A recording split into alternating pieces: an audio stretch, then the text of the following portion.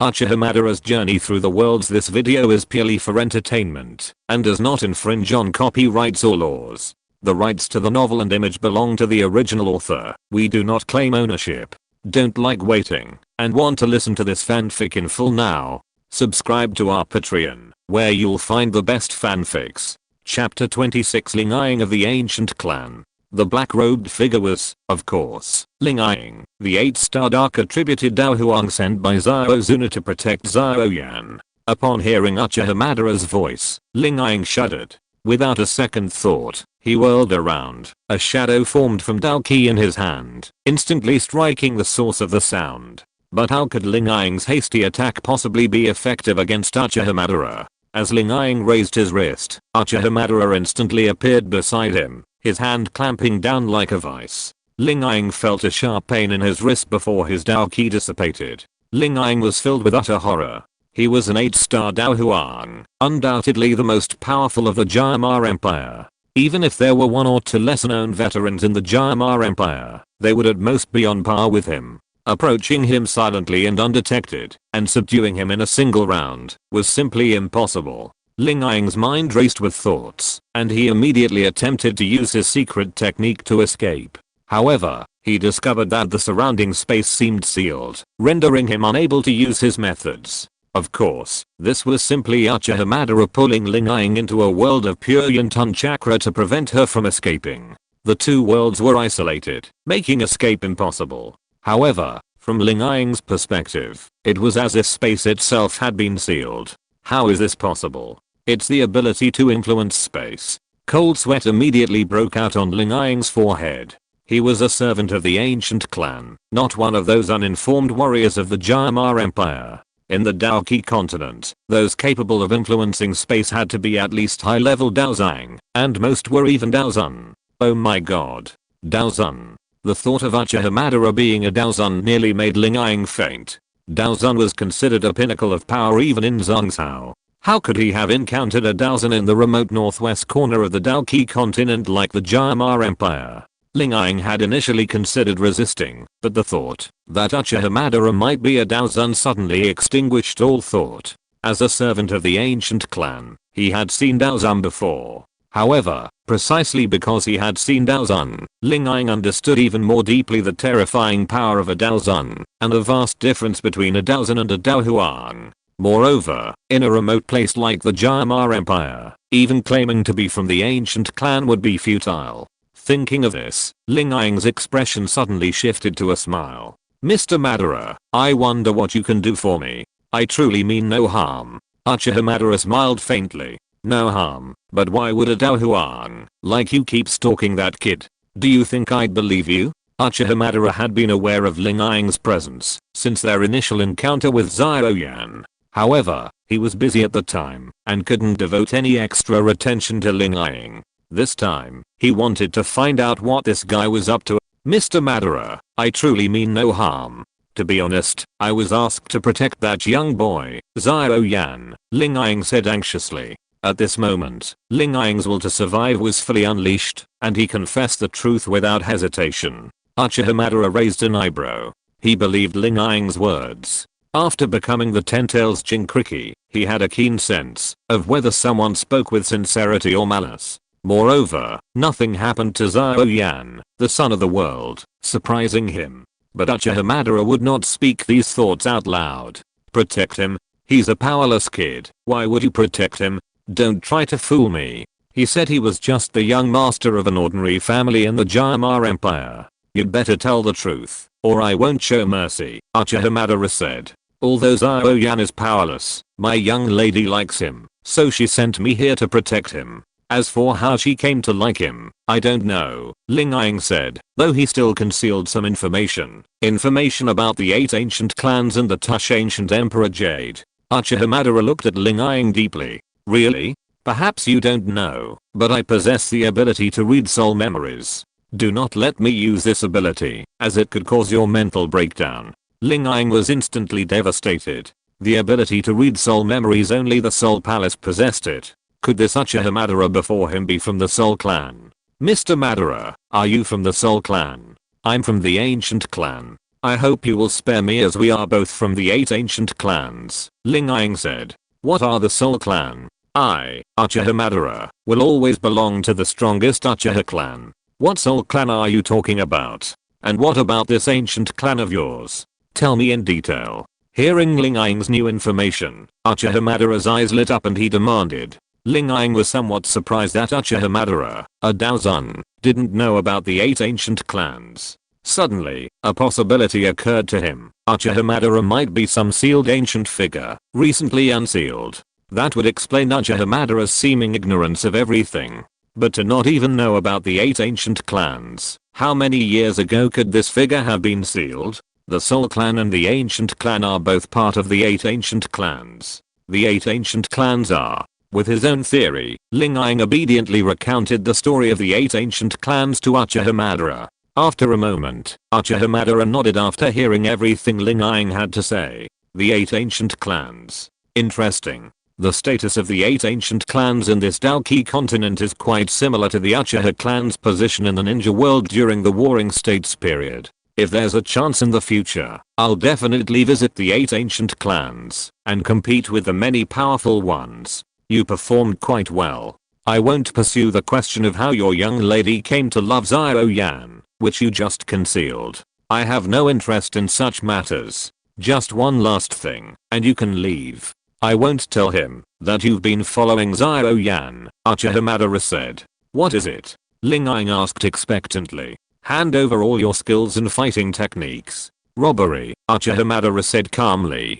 He'd committed murder, arson, and the golden belt many times during the Warring States period, but he stopped doing it later when no one else had anything of interest to him, or when he'd already acquired everything of interest in the ninja world. Ling Ying smiled bitterly upon hearing this. Mr. Madara, I'm a servant of the ancient clan. The skills and combat techniques I possess do not belong to me personally, but to the ancient clan. Uchiha Madara smiled and looked at Ling Ying. I hope you understand one thing. I'm not negotiating with you. If you disagree, don't blame me for attacking your soul directly. Chapter 27 Kagutsuchi. A day later, at the foot of a mountain, Xiao Yan had just landed from his flight. His black robe was now covered in a fine layer of yellow sand, and his body was drenched in sweat, making him look quite disheveled. The Tagor desert was vast, and Xiao couldn't afford to constantly expend his soul energy to fly for Xiao Yan.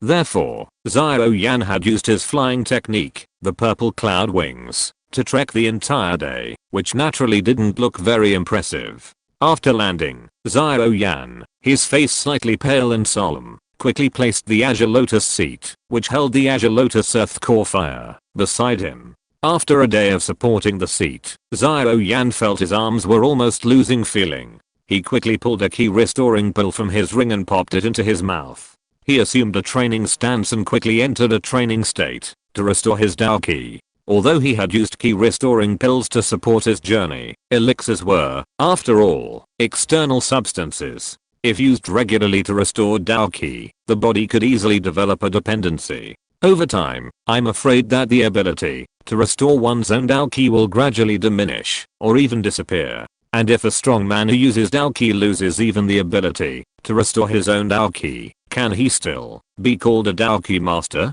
Therefore, Xiao Yan immediately activated the meridians in his body to begin to restore his own Dou Qi. After a while, Uchiha Madara appeared beside Xiao Yan. He successfully obtained several Earth-level fighting skills and techniques from Ling Ying. After looking at Xiao Yan's appearance, he nodded. Whether a person can become a strong man often depends on whether the person has enough capacity. And the development of this capacity depends largely on whether a person has enough perseverance. Although Xiao Yan is weak, he is indeed a promising talent in terms of his character. After a moment, Xiao Yan slowly opened his eyes and exhaled deeply. Seeing Uchiha Madara waiting beside him, Xiao Yan immediately greeted him respectfully. Hello, Master Madara. Uchiha Madara nodded. Your current burning technique must be quite low, I see. You've been severely depleted of your Dou Qi. Xiao Yan smiled dryly. My burning technique only evolved to the intermediate yellow rank after consuming the beast fire of the amethyst winged lion king. It's truly difficult to sustain my exertion. If it weren't for the large quantity of ki recovery pills, I'm afraid I would have collapsed long ago. Uchiha Madara looked at Xiao. After he successfully devours the Azure Lotus Earth Core Fire, what level will his burning technique reach? I can't say for sure, but reaching the profound rank is definitely within his grasp. A profound rank technique will ensure he's at no disadvantage against most opponents of the Jayamar Empire, Xiao said. Although the energy required to advance a technique beyond a certain rank is dozens of times greater than that required for a full-scale evolution, the Azure Lotus Earth Core Fire definitely possesses this energy. Otherwise, it wouldn't be capable of commanding the countless powerful warriors of the Dou Qi continent. Uchiha Madara nodded. This child of the world was quite interesting. It seemed he was following a path of gradual growth, not a sudden ascension. I wish you success, Uchiha Madara said. Thank you, Master Madara. Xiao Yan, feeling a slight surge of confidence, gazed at the Azure Lotus Earth Core Fire on the ground, his lips tightly pursed, a hint of stubbornness etched through his thin lips. For 3 years, Xiao Yan had traversed half of the Jayamar Empire in search of the strange fire. He had danced on the Grim Reaper's scythe countless times, narrowly avoiding the blade that could have taken away his soul. Today, he finally had the chance to refine the strange fire. No matter how difficult the process, he would persevere.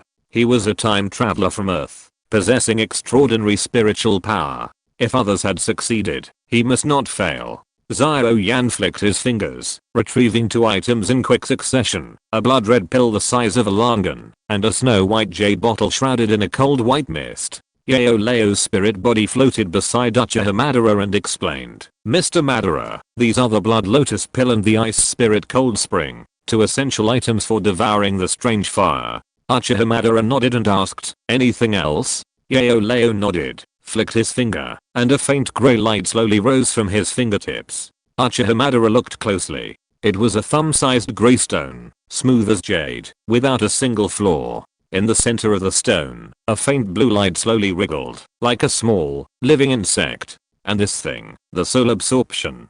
Something as terrifying as a strange fire cannot be stored directly within the meridians. It must be stored in a specific space. This soul absorption can create a space within a person's dungeon specifically for storing strange fire, Xiao explained. Isn't it precious? Uchiha Madara asked. Regardless of the world, the 2 forces of time and space are the most precious. Xiao nodded. Only within the high-grade nanostone, the raw material for crafting high-grade nano rings, is there a very small chance of extracting a nano spirit. Uchiha Madara glanced at the nano ring he'd received when Guhi had given him the elixir. If he was right, this so-called high-grade nano ring must have contained a space many times larger than the one he held. With all 3 items in place, Xiao Yan focused his gaze on the Azure Lotus, his gaze fixed on the wisp of cyan flame at its heart. He licked his lips gently, his face filled with greed and longing. Release the Azure Lotus Core Fire, Xiao Yan, Xiao said solemnly.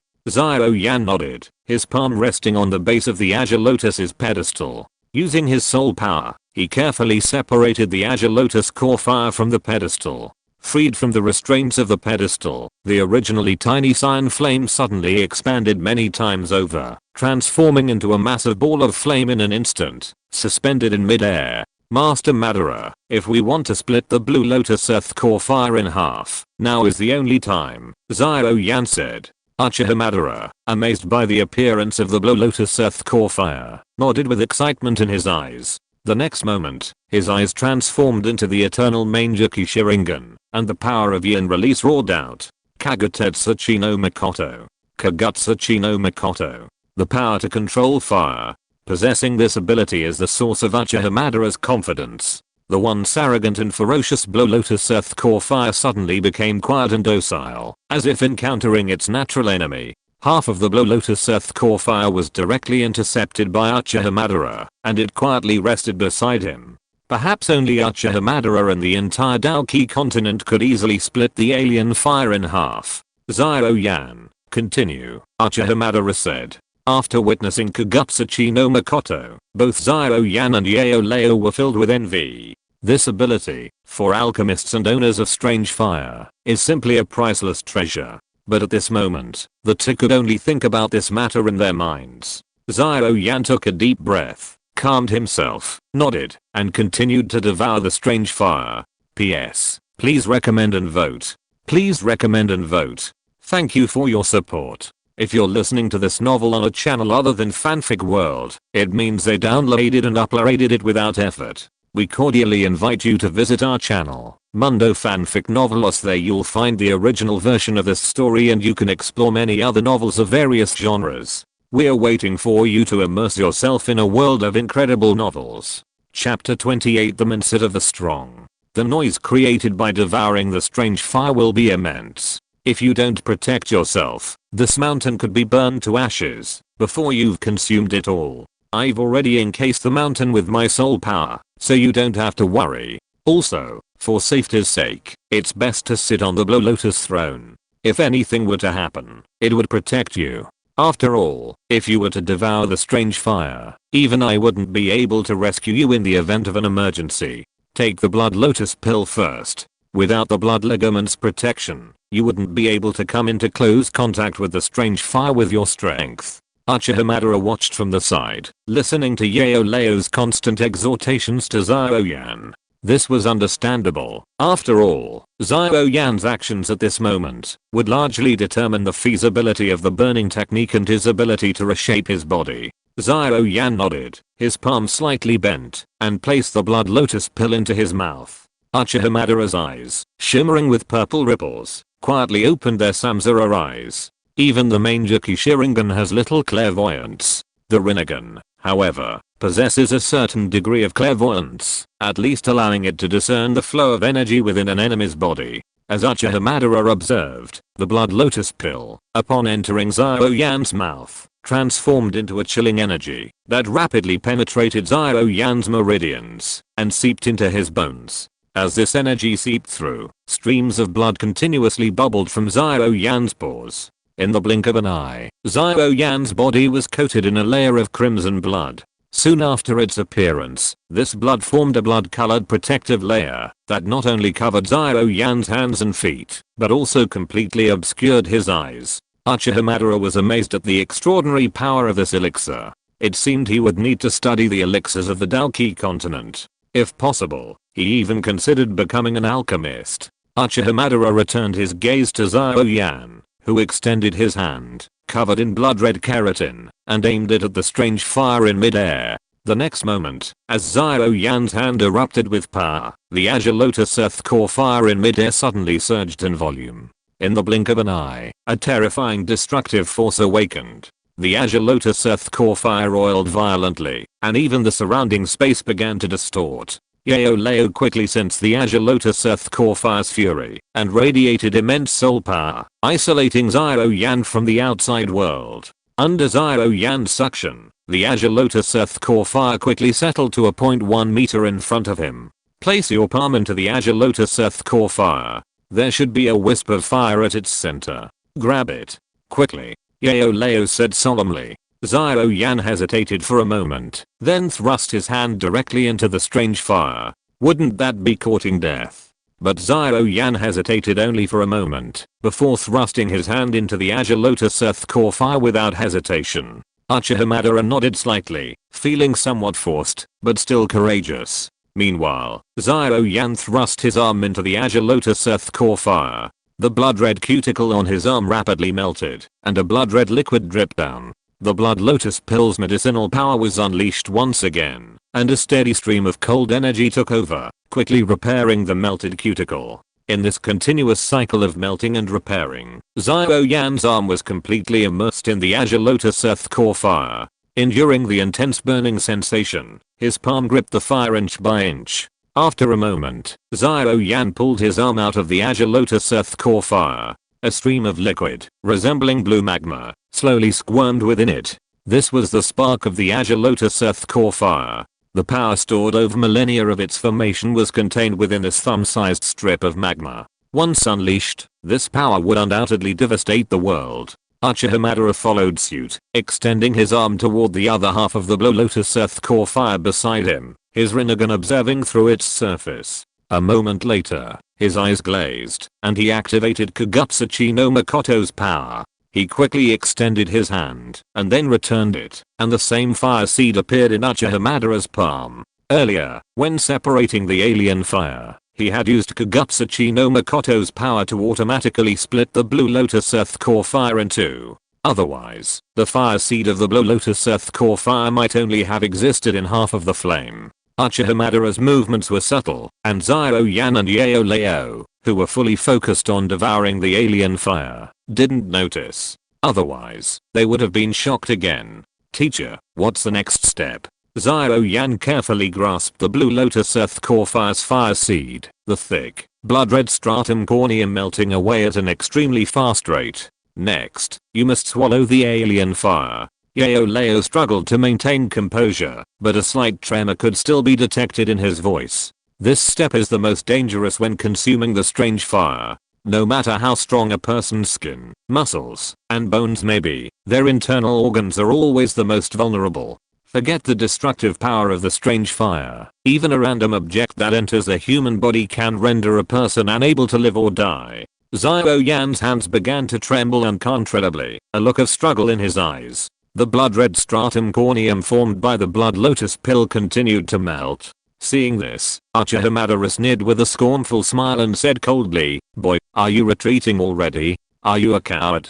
Only after surviving the test of life and death can you truly become a powerful warrior. If you're afraid, I advise you to return home and become the eldest son of the family. I don't know what you're hesitating about. If you want to be limited to mastering only one yellow grade technique for the rest of your life, then you should just sit there like this. If you don't have the courage to do what others dare not, then you have no right to achieve what others cannot." Uchiha Madara was actually encouraging Xiao Yan, but his own personality made his encouragement somewhat unusual. Xiao Yan glanced up at Uchiha Madara, his heart gritting as he swallowed the fire. 3 years of being called a piece of shit, 3 years of fighting back, had already tempered Xiao Yan's character beyond measure. If life and death, strength and weakness, genius, and mediocrity were determined from this moment on, then he must be the ultimate victor. He also wanted to be like Uchiha Madara, a truly powerful being possessing both unparalleled strength and an indestructible character. Seeing this, Uchiha Madara's lips curled up slightly. Not bad. Chapter 29. Practicing the burning technique. As the cyan fire entered Xiao Yan's body, his entire body trembled violently, as if struck by lightning. His face, once tinged with color, suddenly turned a pale white. Uchiha Madara's eyes fluttered, and he continued to peer into Xiao Yan's body. The Azure Lotus Earth Core fire seed that had previously entered Xiao Yan's body had now fragmented into tiny wisps of cyan flame, weaving chaotically through Xiao Yan's numerous meridians, instantly incinerating anything that stood in its way. Although Xiao Yan's meridians were currently protected by the blood membrane formed by the blood lotus pill, the terrifying heat that penetrated would be devastating to the body's entire internal environment. Under the intense heat, the once spacious and resilient meridians were severely deformed, looking horrific. And this was despite the protection of the blood membrane. The blood membrane was now rapidly disappearing. Once it vanished, Xiao Yan would inevitably be incinerated by the strange fire within his body. For the attack to continue, an external force would be necessary to intervene. Uchiha Madara's gaze darted around, finally settling on the small, chilling white jade bottle among the first 3 items. As expected, Yao Leo's voice echoed.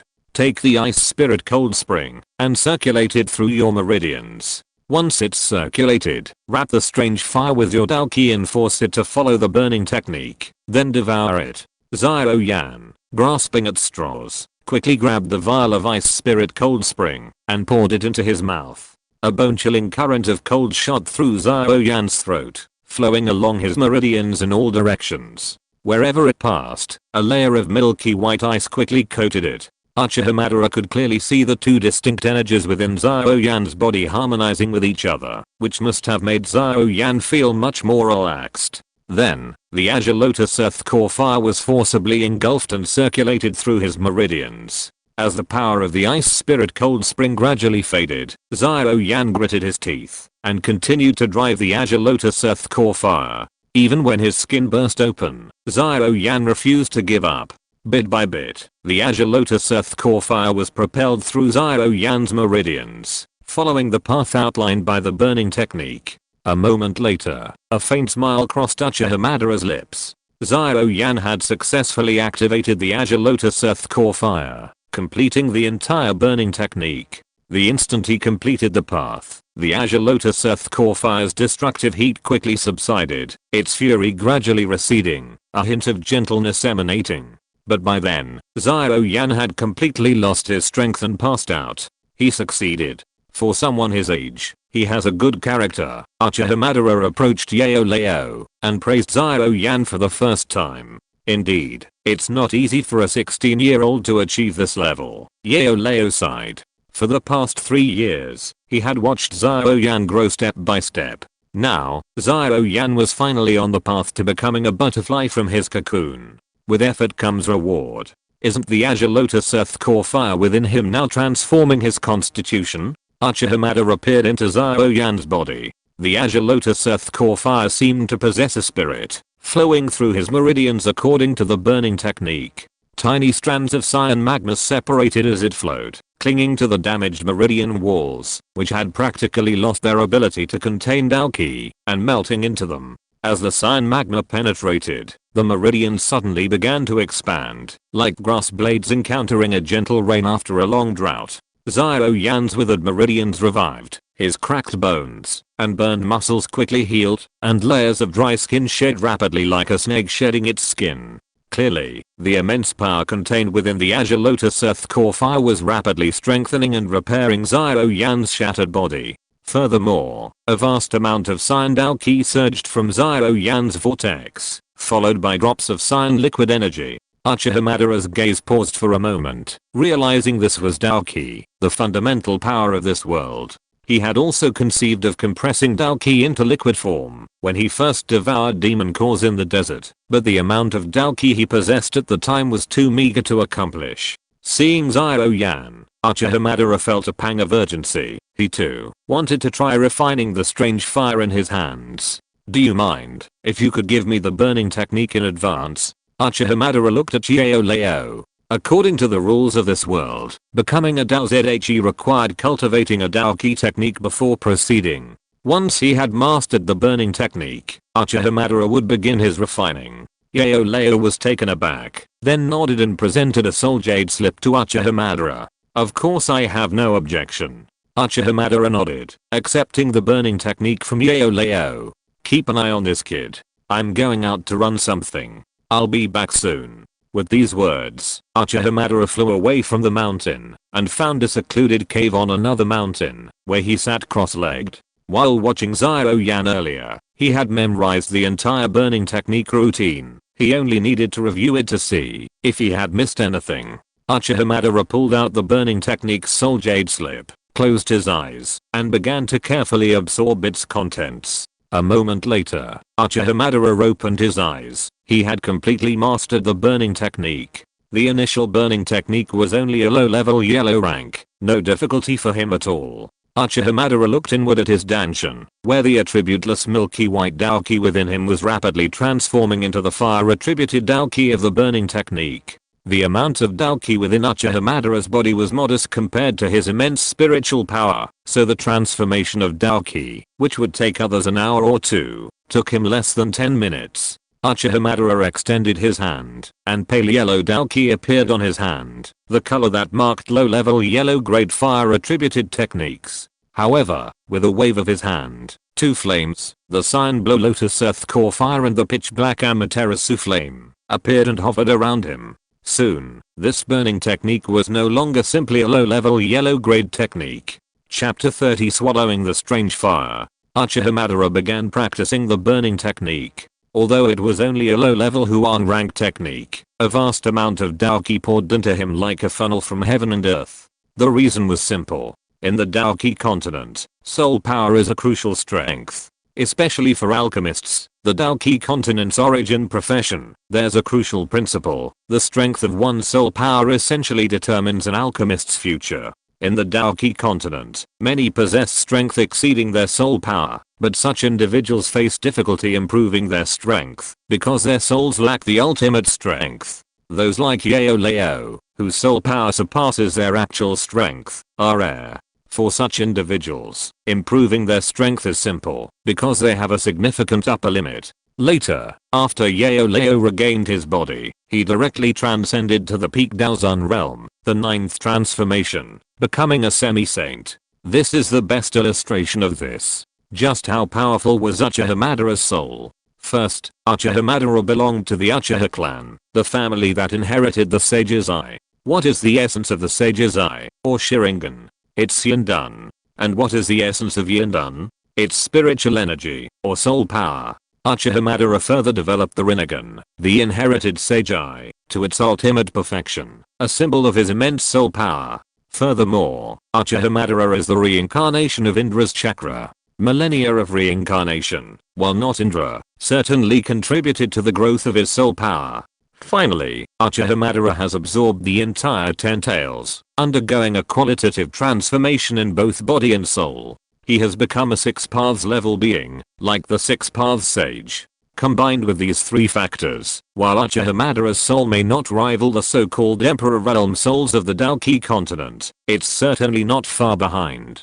The burning technique is only at the low yellow rank, and cultivation should be slow. However, Uchiha Madara's current Dou Qi realm is merely that of a fighter. Therefore, under his powerful soul power, countless Dou Qi flows obediently into his body. Fighter 1 star, Fighter 2 star, Fighter 3 star. Under the influence of this immense amount of Dou Qi, Uchiha Madara's Dou Qi realm rapidly ascended. If anyone else's Dou Qi level rose so rapidly, they might experience certain side effects, such as a sudden surge in power that made it impossible to control, or a weakened foundation that made it impossible to compete with peers. But with Uchiha Madara, there was no need to worry about such things. This level of Dou Qi was far inferior to the chakra power within his body. And how could someone like Uchiha, who mastered countless techniques, lose control of his own power? Even the combined fighting techniques of the 5 snake men Dou Huang, Dou Kings, could be mastered with swift control.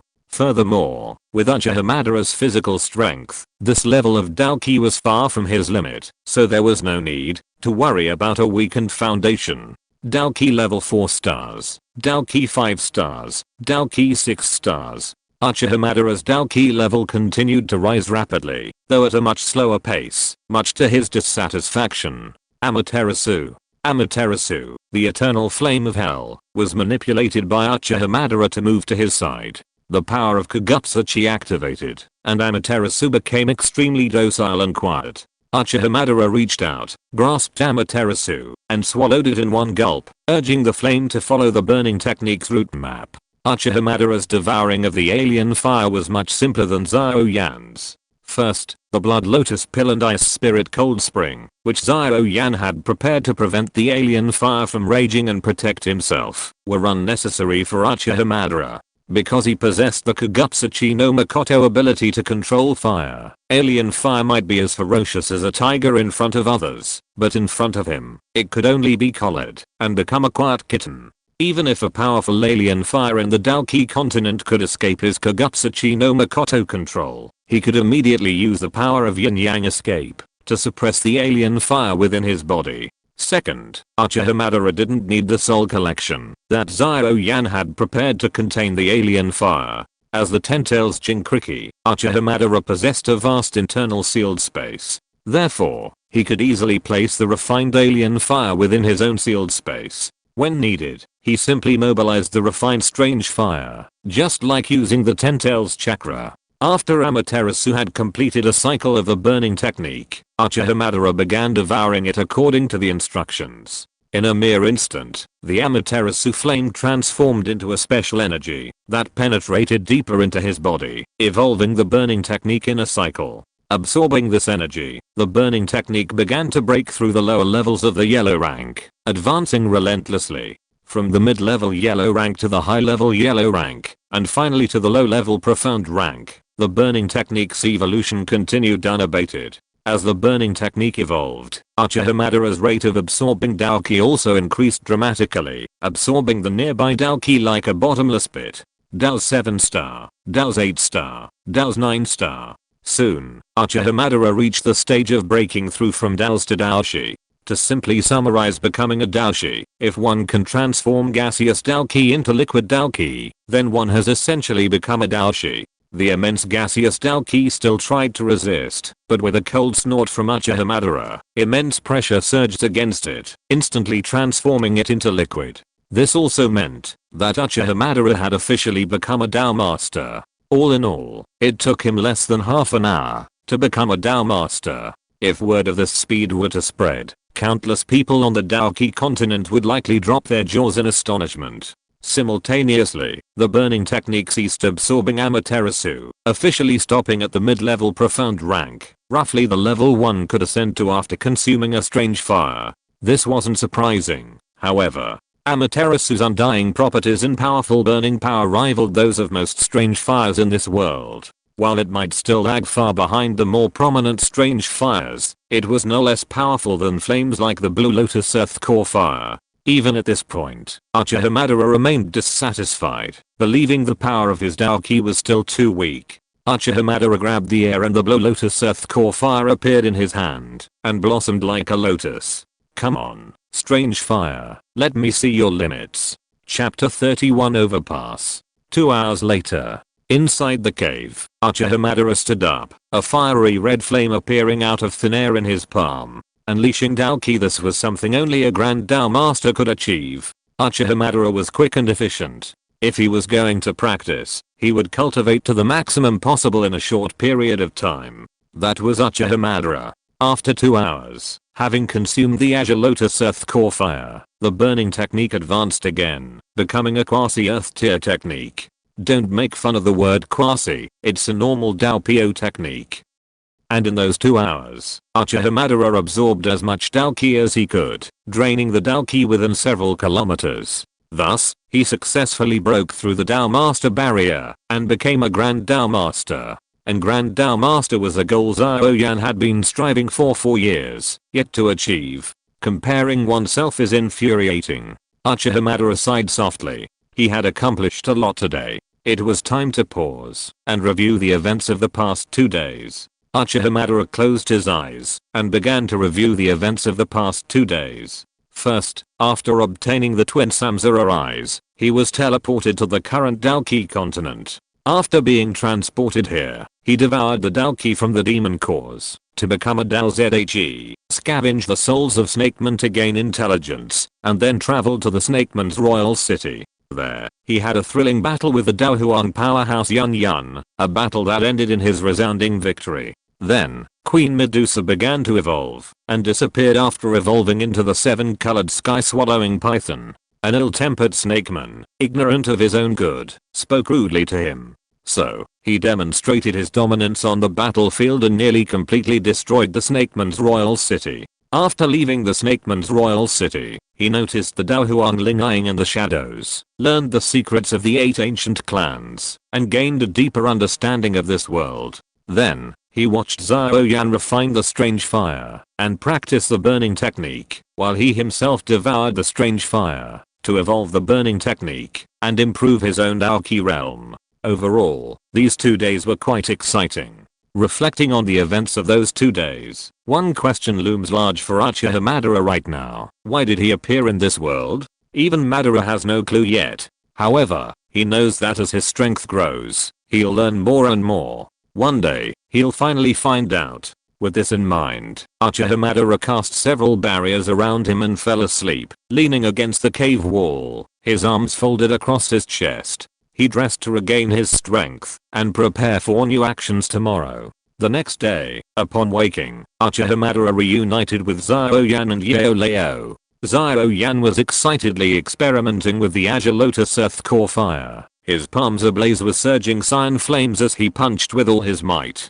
He's awake. Has his burning technique evolved? Look at his Dou Qi fluctuations. It's much stronger, Uchiha Madara asked, appearing beside Yao and looking at Xiao Yan. Once upon a time, he'd been just as excited to try out new ninjutsu as Xiao Yan is now. Unfortunately, after the Battle of the Valley of the End, he collected almost all the ninjutsu that was useful to him in the ninja world, but there was no one to let him share this joy. Yao was a little surprised when he saw Uchiha Madara. Of course, this surprise was not because of Uchiha Madara's appearance, but because of the change in Uchiha Madara's fighting spirit fluctuations. Yesterday, Uchiha Madara was still a 1-star fighter, but today he was a great fighter. It was very strange. However, Leo, who had seen Uchiha Madara's true strength, knew that this fighting spirit fluctuation was far from representing Uchiha Madara. Uchiha Madara must have some secrets that he didn't know, but Leo didn't ask. After all, no one likes others to ask about their private affairs. His burning technique hasn't evolved yet, but because of the massive energy within the Azure Lotus Earth core fire that impacted his physique, after refining it yesterday, he's been promoted from a 2-star Dou Qi to a 4-star Dou Qi. There's no established method for evolving the burning technique. Midnight is the coldest time of day, so having Xiao Yan evolve the burning technique at that time will increase the chances of success, Leo explained. Uchiha Madara nodded. His own physique was formidable, and the powerful force of the evolved burning technique wouldn't harm him at all. But Xiao Yan was in a much more difficult position. If things went wrong, he could be killed by the powerful energy of the evolved burning technique. Uchiha Madara glanced at Leo, and a ball of Azure Lotus Earth core fire appeared in his hand. I also refined the alien fire last night, and I also evolved the burning technique. The burning technique itself is flawless. The only question is whether Xiao Yan can withstand the powerful energy unleashed from the Azure Lotus Earth core fire during the evolution of the burning technique. But firstly, I've split the Azure Lotus Earth core fire in two, making the process much safer. Secondly, he has the Seven-Colored Sky Devouring Python nearby. As an ancient beast that evolved with the power of the alien fire, it would be a perfect source of energy if he were to become overwhelmed. Leo stared at the Azure Lotus Earth core fire in Uchiha Madara's hand with some shock, but Uchiha Madara attracted it with a flip of his hand. Even with just a fleeting glimpse, Leo was filled with astonishment. Mr. Madara, you refined the alien fire and evolved the burning technique in just one night. No wonder Leo was shocked. Refining strange fire is a matter of dread across the Dou Qi continent. Anyone who wishes to refine strange fire must approach it with extreme caution, making every possible preparation. As for the burning technique, even the current holder is unsure whether absorbing strange fire can lead to its evolution. It's still in the experimental stage, and the risks are equally high. Yet, Uchiha Madara had managed to simultaneously refine strange fire and evolve the burning technique. And he did it all in the span of a single night. This is a bit too much. I love fire, I'm too lazy to wait, and I have confidence in myself, so it was naturally completed in a single night. You can think of me as retraining, so the speed is indeed faster. Uchiha Madara nodded, non-committal. Mr. Madara, I admire you. Leo was speechless and could only describe Uchiha Madara with admiration. It's just a small matter. This level of power was far from what Uchiha Madara desired. Leo retracted his heart and looked at Xiao Yan, hoping that Xiao Yan would also succeed tonight. Thanks to him for the 100 starting coins reward from Xiao. Happy New Year's Eve to everyone. In the new week, please give me recommendation tickets, monthly tickets, and rewards. Chapter 32 Listening to Stories. It was midnight. Xiao Yan was alone in a cave evolving his burning technique, while Uchiha Madara chatted with Leo outside. While Xiao Yan was developing his burning technique, Uchiha Madara had a chance to listen to Leo's story. Tell me, how did you, as a possessor of a powerful alien fire, end up in this state? Uchiha Madara found a large green rock to sit on. Leo's spirit form floated in the air and began to recount his past. My name is Yao Chen. The surname Yao. Are you from the Yao clan, one of the 8 ancient clans? Uchiha Madara asked immediately. Although he had only heard Ling Ying mention the 8 ancient clans once, Uchiha Madara had memorized them accurately. After all, the 8 ancient clans all possessed Dou Qi bloodlines. In other words, the Dou Qi masters of this Dou Qi continent could only be found within these 8 ancient clans. I didn't expect Mr. Madara to know about the 8 ancient clans. Leo was stunned, then nodded. Uchiha Madara wasn't someone who knew nothing like Xiao Yan, but rather a formidable being, even to him, whose depths were unfathomable. It wasn't surprising that someone like him knew about the 8 ancient clans. Yes, I was once a member of the medicine clan. Once, Uchiha Madara keenly noticed the word. Then, due to a failed mission and some of my own problems, I was expelled from the medicine clan. Leo smiled dryly. He knew Uchiha Madara would probably look down on him if he shared his story. After all, he was driven out by the very clan he'd relied on since childhood. Leo's expression darkened slightly at the thought. And then what? To Leo's surprise, Uchiha Madara didn't seem to care at all about his expulsion from the medicine clan. How could he have known that Uchiha Madara could fully understand his situation? In fact, Uchiha Madara faced far more serious problems. He was the head of the Uchiha clan, yet when he wanted to leave Konoha village, no one from the Uchiha clan followed him. He led the Uchiha clan through the Warring States period, annihilating countless enemies, yet in the end, he remained alone, with no one willing to follow him. This struck Madara as somewhat ironic. Mr. Madara, don't you care that I was expelled from the clan? Leo asked. A clan is never represented by the majority of its members, Uchiha Madara said. To Madara, what was the Uchiha clan? The answer was simple. He, Uchiha Madara, was the Uchiha clan. Leo nodded. It seemed that Mr. Madara had also had an extraordinary life. Although I was expelled from the clan, I was originally a Daozun and had done quite well. However, later on, I took in a disciple whom I trusted deeply, but he ultimately betrayed me for personal gain. His betrayal destroyed my body, leaving only my soul alive. Leo's voice held a touch of sadness, a chill emanating from the depths of his heart at the betrayal of a loved one. Uchiha Madara clenched his fists, feeling a sense of empathy. Betrayal was one of the things he loathed most. He had been betrayed before, so he could empathize with Leo's feelings. If I encounter this traitor again, I will personally eliminate your sect. Such a person doesn't deserve to live a single day longer in this world. This time, you won't have to pay the price. Uchiha Madara spoke coldly, clearly intending to kill the traitor right then and there.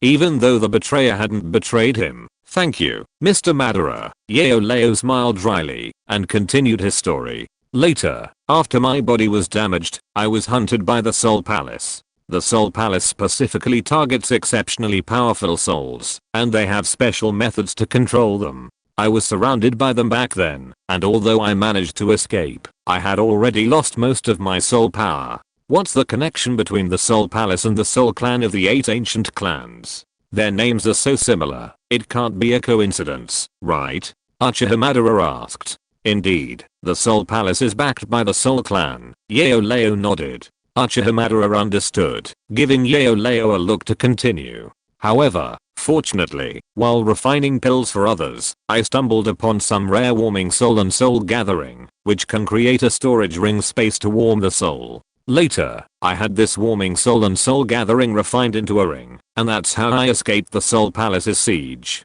The ring passed around and eventually fell into the hands of that little fellow Xiao Yan.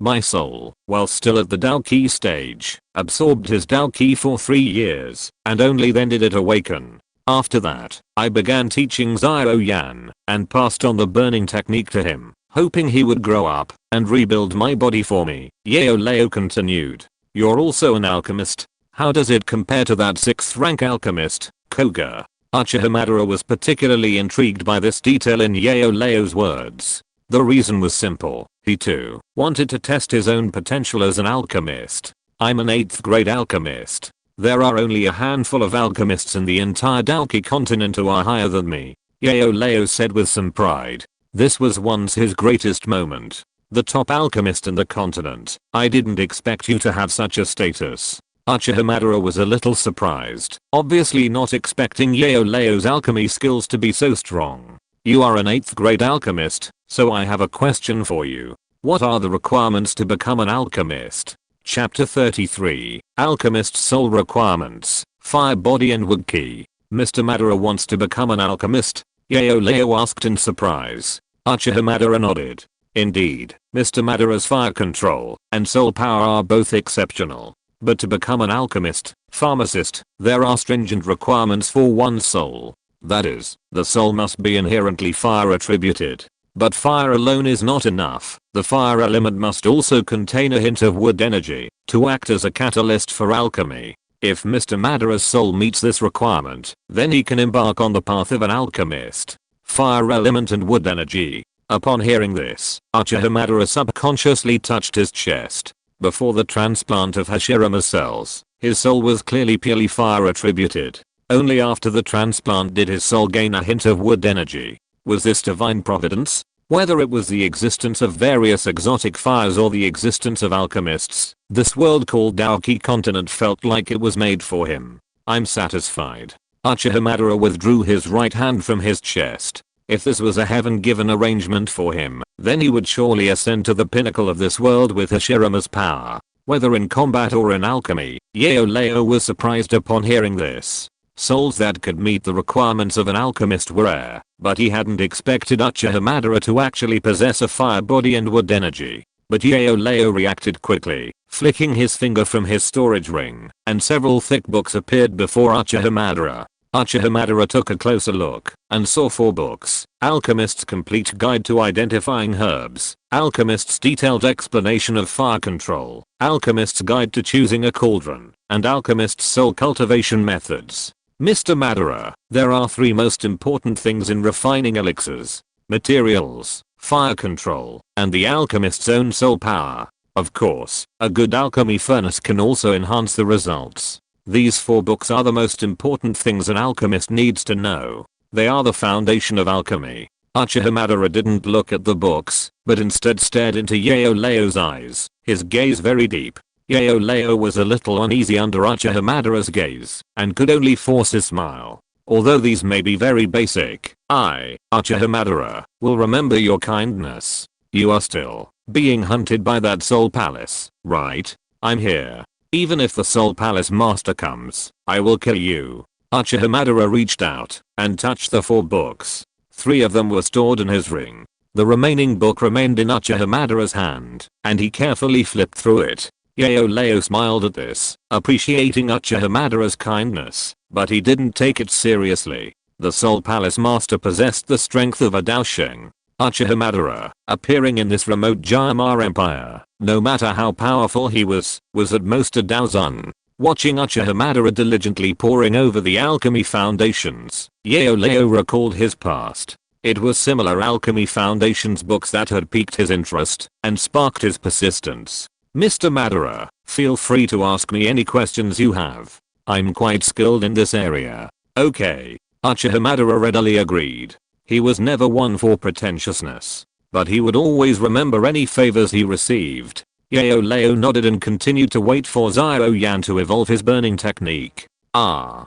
A shrill roar echoed from within the cave, like a wounded beast, unable to contain its own might. As the roar echoed, a terrifying cyan flame suddenly erupted from the cave, incinerating the entire mountain wall. This sound drew Uchiha Madara and Leo's attention to the cave. Inside, Xiao Yan knelt on the ground, head bowed, and pounded his fists against the hard stone surface in agony. His fists bloodied. By this point, Xiao Yan's clothes had largely been burned, and large bloodstains had appeared on his skin. As if sensing Madara and Leo's entrance, Xiao Yan raised his head with difficulty. His face was now almost completely pale, its distortion terrifying. Anyone with a discerning eye could see that, with his current strength, Xiao Yan could not withstand the immense power of the Azure Lotus Earth Core Fire. Leo moved to help Xiao Yan relieve the pressure, but Uchiha Madara stopped him. We've all come from nothing. You should understand that this life or death test is extremely beneficial to your future growth. He will eventually have to face everything alone. You can't always stay by his side, can you? Uchiha Madara's calm voice reassured Leo, causing him to pause. Leo could only gaze nervously at Xiao Yan. Although Uchiha Madara had proven that the burning technique could evolve successfully, Xiao Yan was the young man he had nurtured for 3 years, and their bond was even deeper. Then, cyan flames erupted from Xiao Yan's body. Every pore seemed to spew Azure Lotus Earth Core Fire, like a flamethrower. A low hissing sound suddenly echoed within the cave, followed by a rainbow-colored shadow shooting out from Xiao Yan's sleeve. It circled around Xiao Yan, and then a terrifying suction force erupted from its mouth. As this suction pulled, the cyan flames swirling around Xiao Yan were swiftly drawn into the Seven-Colored Sky Swallowing Python's body. More and more cyan flames were devoured by the seven-colored sky swallowing python, and the Azure Lotus earth core fire on Xiao Yan's body gradually decreased. When the last wisp of cyan flame left Xiao Yan's body, Xiao Yan's whole body suddenly trembled violently, and then he lay down weakly. Success. Uchiha Madara said as a person who had experienced it after seeing this. But it seems that his spirit has reached its limit, and he has fainted again. In just 2 days, he has fainted twice due to severe pain. Mr. Madara, you are right. Xiao Yan was able to succeed today thanks to the seven-colored sky swallowing python. Leo said with some relief. Xiao Yan was almost burned to death by the Azure Lotus earth core fire just now. This is a small matter. He has already refined the strange fire. Where do you want to go next? Chapter 34 Next Steps. Where to go next? This was a crucial question. Uchiha Madara had always been a man with a clear goal in mind. If something didn't yield any results, he wouldn't undertake it. Next, we must return to Mochim, just outside this desert. There, a Dou Huang is sealed by Queen Medusa. I want to refine an elixir for him, and obtain a crucial fragment of the map from him, Leo said after a moment's thought. The Dou Huang in question was the Ice Emperor Heibodong, but judging by Uchiha Madara's expression, he didn't seem to recognize the Ice Emperor, so Leo simply used the word Dou Huang instead. Uchiha Madara then found his focus. Refine the elixir? If you refine an elixir, I'd like to see it. Uchiha Madara's focus wasn't on the Ice Emperor Heibodong or the fragment of the map, but on Leo's impending elixir. Being sealed by Queen Medusa meant this Dou Huang's power was far inferior to hers. He had already roughly grasped the strength of this Dou Huang from Yunlan, the leader of the Yunlan Sect. While their ranged attacks were impressive, they were very weak in close combat. Furthermore, after being sealed, who could tell how much this Dou Huang's strength had diminished? In Uchiha Madara's eyes, they were no longer worth engaging. He had even less interest in the fragments of the map. Since they were fragments, that meant there were still several fragments to collect. The child of the world was right beside him, so instead of collecting fragments, he would rather become more familiar with this world and become stronger. Uchiha Madara had a hunch that the final map would most likely be obtained by this child of the world, Xiao Yan. Compared to the sealed Dou Huang in the fragments of the map, watching Leo refine his elixirs was a different matter. During his earlier conversation with Leo, he learned that he had once been one of the top alchemists on the Dou Qi continent. Therefore, Leo's alchemy skills must be among the best on the continent. Finding another alchemist like Leo in the remote Jama Empire was simply impossible. Uchiha Madara, however, possessed the Sharingan. If Leo demonstrated his alchemy skills once, he would be able to replicate them. This was exactly what Uchiha Madara desired. Of course, Leo said after a moment's pause. Most beginners, upon first encountering alchemy, were at a loss as to where to begin, and wanted to see the actual process. This was a common occurrence, and most alchemists were willing to allow such beginners to observe. After all, alchemy was a practical skill. How could anyone be expected to learn it all just by watching it once? Okay, what happens next? Uchiha Madara nodded, taking this into account, and then asked. After that, Xiao Yan has a 3-year agreement with the current young master of the Yunlan Sect. Xiao Yan will go to the Yunlan Sect to fulfill this 3-year agreement. Or 3-year agreement? What is that? Uchiha Madara asked with interest. If he was right, this must be a very important story about Xiao Yan. Leo recounted the entire story, from Xiao Yan's former prodigy to his decline into a worthless talent and the resulting broken engagement. Uchiha Madara's expression dawned on him. The broken engagement is understandable. If I were that girl, I would have broken off the engagement as well. I'd even go even further. I'd have killed Xiao Yan to eliminate any future trouble. Uchiha Madara remarked. He believed that love was unnecessary unless, like Hashirama and Mito, both had high growth potential, complementing each other's abilities, and providing mutual assistance. In fact, the bond might even hinder his growth. But Xiao Yan's condition stemmed from my absorption of his Dou Qi. He's not a worthless person, Leo explained. So what? Who knows if he became like that because of you? To others, it's Xiao Yan himself who's got the problem. People can't stand the test.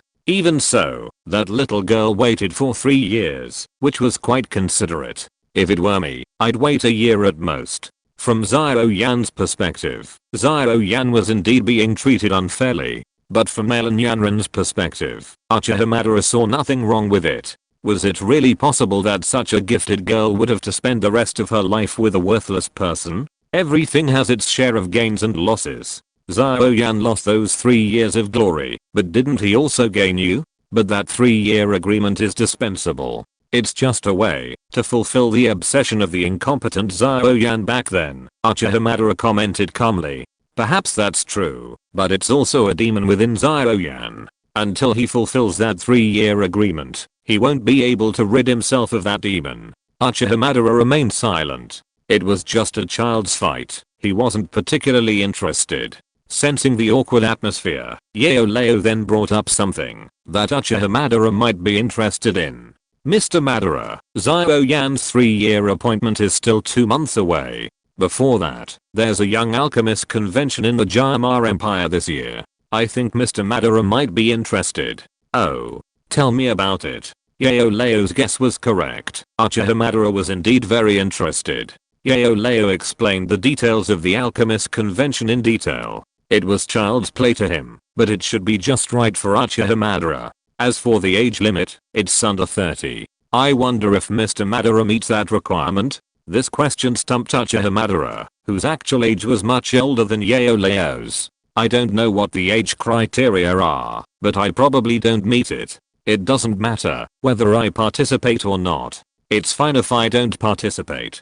For me, just being able to watch is enough. Leo nodded. Uchiha Madara had only just begun learning alchemy, and by the time the alchemist convention began, he might not even be a first-grade alchemist. Then wait until Xiao Yan wakes up, and we finish refining the elixir, and then go to participate in the alchemist conference. Okay. Happy New Year. The last 2 updates today may be a little late. Please recommend. Please vote for the monthly ticket. Please collect. If you're listening to this novel on a channel other than Fanfic World, it means they downloaded and uploaded it without effort. We cordially invite you to visit our channel, Mundo Fanfic Novelos. There you'll find the original version of this story and you can explore many other novels of various genres. We're waiting for you to immerse yourself in a world of incredible novels. Chapter 35 Map Shop. The next morning, at the junction of the desert and the mainland, figures crisscrossed the desert. Some were ordinary pedestrians, while the majority were mercenaries on their way to war after hunting magical beasts. 2 figures, however, were unusually dressed, drawing the attention of passers-by. One wore a black shirt, a large black ruler the length of an adult slung across his back. Another wore old-fashioned black and red armor, a massive black and white fan slung across his back. This morning, after Xiao Yan had awakened, Uchiha Madara and Xiao Yan headed towards the outskirts of the Tagor desert. Logically, Xiao Yan should have been happy to have left the lifeless desert where he had spent so much time. Furthermore, his Dou Qi realm had advanced from Dou Qi 2 to Dou Qi 4, and his burning technique had advanced from Huang rank intermediate to Zuan rank intermediate. These should have been even more joyous. However, Xiao Yan felt deeply depressed. He'd learned that Uchiha Madara had transformed from a fighter to a master fighter in a single night, even advancing his burning technique to the quasi-earth rank. Unlike Leo's speculation that Uchiha Madara's original strength had been sealed, resulting in such a rapid increase, Xiao Yan knew Uchiha Madara's background, and understood that it was likely that he had made the leap from fighter to master fighter in just that single night. He'd spent far less time than him, yet achieved far greater results. It was truly frustrating to compare oneself to another. However, Xiao Yan knew his own limitations, and, even more so, the depth of Uchiha Madara's power. Furthermore, Xiao Yan knew that Madara and he weren't even of the same generation, but had transcended the Naruto world by a century. After a moment of sighing, he let it go. Teacher, do we really need to refine elixirs for that fellow? Standing on a sand dune from which he could already see the city, Xiao Yan frowned slightly as he gazed at the bustling city gates. This guy was naturally referring to the Ice Emperor Heiboden. Xiao Yan didn't particularly like him. His temper was quite strange when they first met. Being able to take advantage of a Dou Huang's favor is still very useful to you now. Besides, the subsequent evolution of your burning technique requires other exotic fires, and that pure lotus demon fire is ranked 3rd on the list of exotic fires. Don't you want it? Yao Leo chuckled upon hearing this. I just don't think he's a quiet person, Xiao Yan said, spreading his hands. HMPH. Anyone who doesn't behave in my presence is basically dead, Uchiha Madara snorted. He loved fair and square combat, and he hated those sneaky insect-like tricks. If someone was truly weak and acted impulsively in front of him, he wouldn't mind crushing them. Xiao Yan couldn't help but smile wryly at Uchiha Madara's words. True to his master, he acted with dominance. Madara-sama, we'll soon reach the map shop, where Ice Emperor Heiboden is. He's selling maps of the area around the Tagor Desert. Okay. At the end of the street, at the quaint map shop, Xiao Yan walked ahead, pushing open the door for Uchiha Madara. Madara-sama, this is it. Uchiha Madara nodded and stepped inside. Inside, a moonstone shone brightly, yet not blindingly, illuminating the shop. On a counter piled high with maps, an elderly man with white hair and beard bowed his head, meticulously working on the map in his hands. 4 other people were browsing maps in the shop, all dressed in finery, appearing to be of high status. The moment Uchiha Madara entered, they glanced at him, a hint of surprise etched in their eyes. A Grand Master.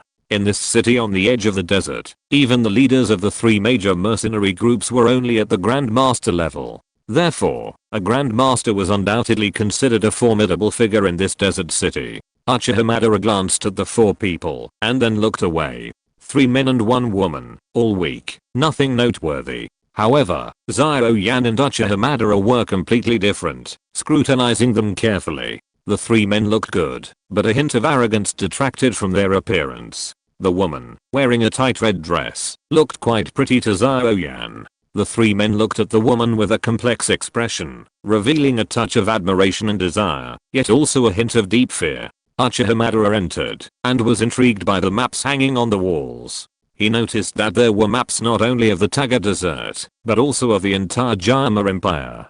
His Sharingan silently opened, and Uchiha Madara's gaze swept over the rows of maps, taking in all the information on them. Xiao Yan approached the counter, picked up a map, and flipped through it. If Madara was interested, he should be quiet, and not disturb his interest. However, Xiao Yan wanted to be quiet for a while, but Ice Emperor Heiboden spoke first, without even looking at Xiao Yan, and said coldly, sorry, our store is closed. If you want to buy a map, please come back tomorrow. Xiao Yan shook his head. What an air of arrogance. Xiao Yan was about to speak, but 2 burly men like bodyguards stood in front of Xiao Yan behind the red-dressed woman and stopped him. Xiao Yan was stunned. He hadn't even said a word yet. How did he offend anyone? Xiao Yan looked at the red-dressed woman with some confusion, wanting to know why. Master Bing doesn't want to be disturbed when he is making a map, so please leave here. The red-dressed woman slowly stepped forward and said lightly, her voice revealing a hint of unquestionable dominance and arrogance. Xiao Yan was stunned. Logically speaking, Ice Emperor Heiboden, whose strength has been sealed, should not be taken seriously by these people. This red-robed woman. Did she discover something? I have been visiting relatives all morning, so I will stop here for now. There is another chapter at 1800 hours. Chapter 36 Uchiha Clan. While Xiao Yan was stunned, the red-robed woman was also deeply frustrated. Her father always told her that the old man in the map shop was an extremely powerful expert, and asked her to come to the shop more often, whenever she had free time, to take care of him. However, the old man never appreciated her kindness. Every time she came, she was met with a cold shoulder, which was really getting to the red-robed woman's throat. Today was no different. Although she tried her best to help the old man, his attitude remained completely cold. The red-robed woman was filled with frustration and naturally could not get angry at the old man, so Xiao Yan became her scapegoat. However, Xiao Yan was a man who did not follow the beaten path. Since it was Heiboden who was begging him, he would not accept being left out. Xiao Yan grabbed a handful of maps and threw them at Heiboden. Old man, you are still playing the cold game with me? Do you still want me to make medicine for you? As the maps approached Heibodong, a sudden chill of extremely low temperature appeared, and the maps turned into ice and fell helplessly beside Heibodong. He's asking for his own fate, the red-robed woman thought to herself. She had no doubt Xiao Yan was going to be in dire straits today, but to her surprise, a smile appeared on Heibodong's icy face. It was a smile the red-robed woman hadn't seen in all the years she'd been with him. Regardless of her reaction, Heibodong and Xiao Yan were enjoying a lively conversation. After sending her away, they returned to the main topic of the day. When will you give me the incomplete map? As long as you refine the elixir that will lift my seal, I'll give it to you.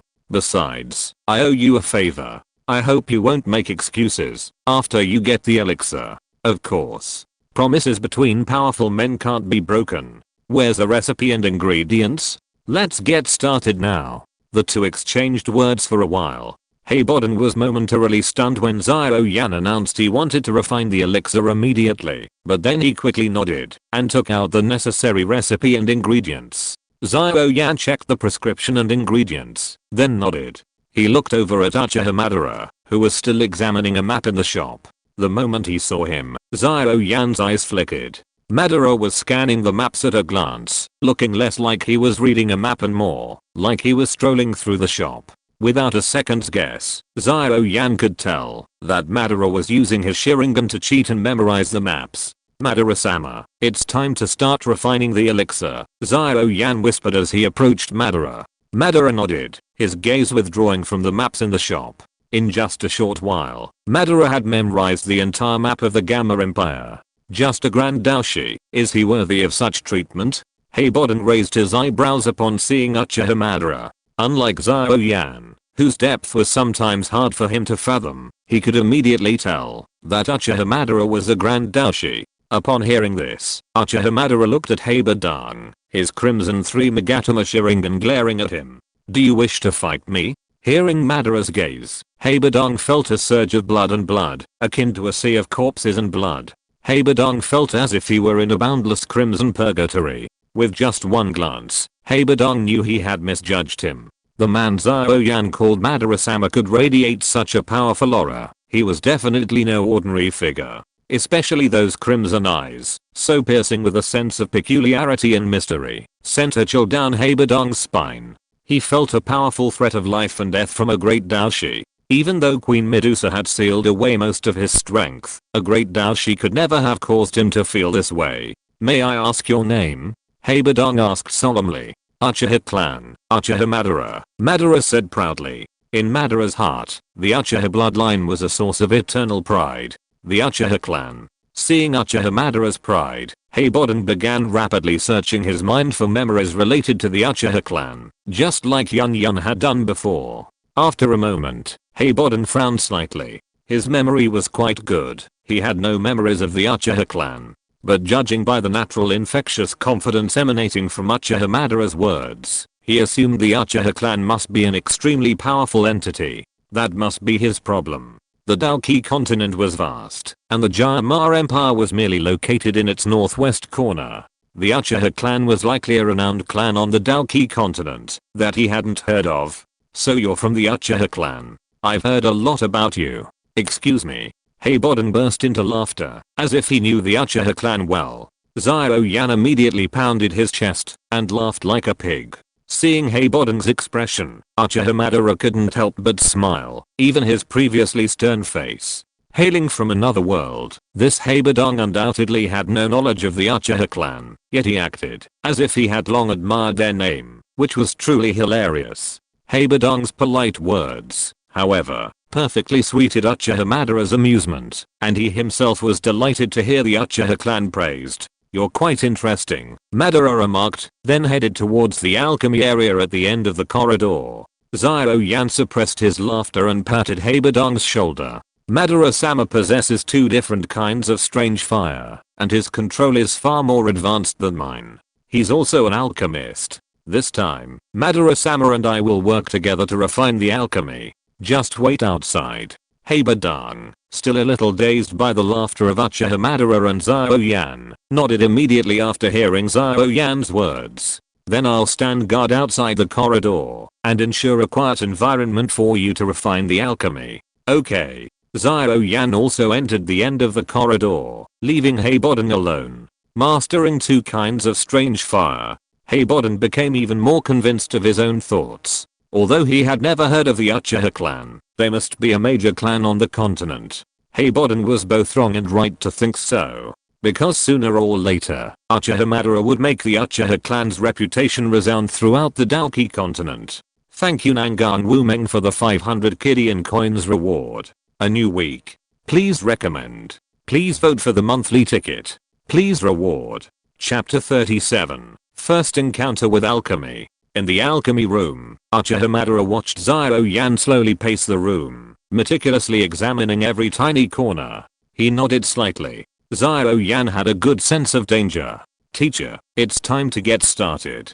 Xiao Yan flicked his finger on his storage ring, and the pile of materials Heiboden had given him filled the table. Okay. Yao Leo's spirit form floated out, fiddling with a simple black ring. Then, a massive, pure black medicine cauldron suddenly appeared. The black cauldron was quite sturdy, and a faint, calm aura lingered around it. A vivid flame totem was painted on its surface. As the cauldron slowly rotated, a faint flame energy gathered around it. This is. Uchiha Madara's memory flashed upon seeing the cauldron. He pulled out the book on alchemy cauldron selection and examined it for a second. Then, Uchiha Madara put the book back and folded his arms. This medicine cauldron should be the Black Demon Cauldron, ranked 8th on the Heavenly Cauldron list. Uchiha Madara remembered it clearly, just like the Abnormal Fire list. The alchemy world also had a Heavenly Cauldron list, which listed the 13 most perfect and outstanding medicine cauldrons in the entire Dou Qi continent.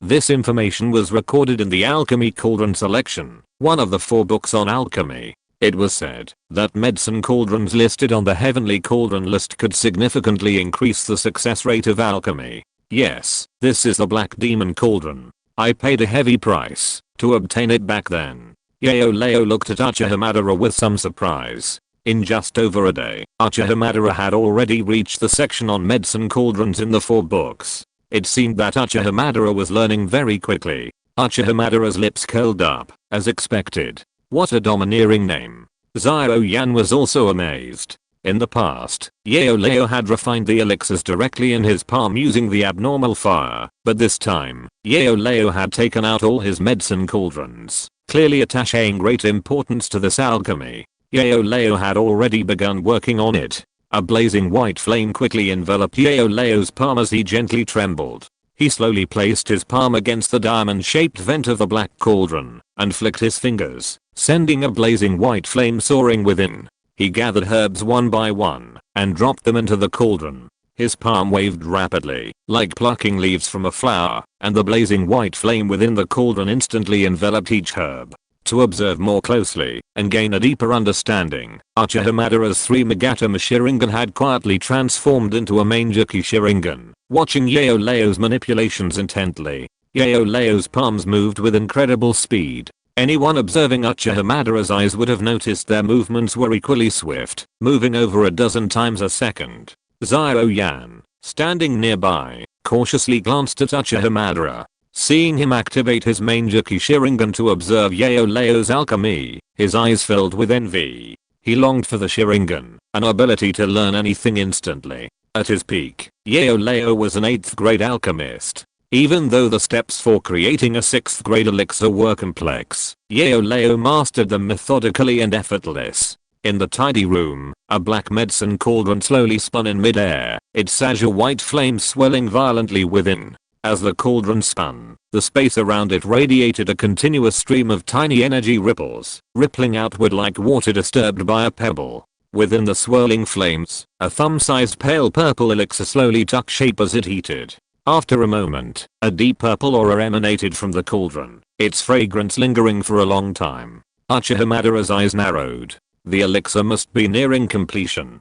The 4 books said that a lingering elixir fragrance was a sign that a high-level elixir was forming. Now, only the final step remained. This seal-breaking elixir, known as the Evil Breaking Pill, required strange fire as an auxiliary ingredient. as expected. The next moment, Leo flipped his left hand, and a deep white flame emerged from his grasp. It began to rapidly condense, shrinking in a moment to no more than the size of a thumb. By then, the bone spirit cold fire had transformed into a tiny white crystal. Leo pinched it between his fingertips and flicked it, sending the white crystal shooting into the medicine cauldron and burying itself within the soon-to-be formed elixir.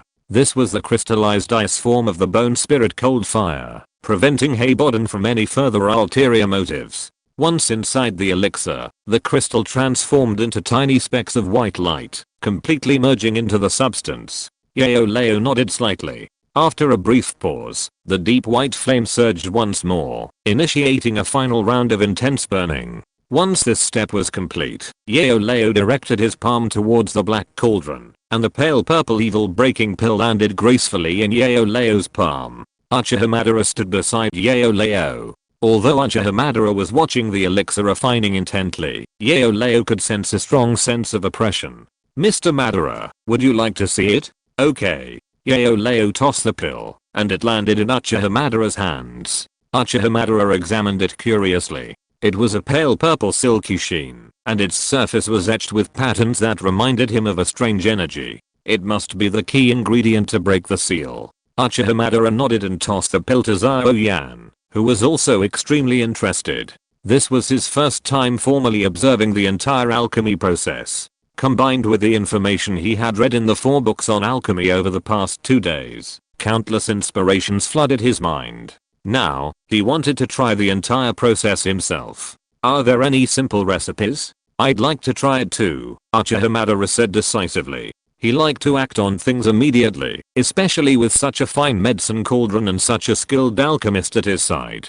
"Mr. Madara wants to try it?" Leo asked with some surprise. If he remembered correctly, Uchiha Madara had only been involved in alchemy for 2 days at most. However, although Leo was surprised, he still agreed immediately and took out a first-grade pill recipe and the corresponding medicinal materials. If Uchiha Madara wants to try, then let him try. After all, refining a first-grade pill doesn't take much time. It's a good opportunity for Uchiha Madara to experience the difficulty of refining pills, so that he can have a higher image in Uchiha Madara's mind.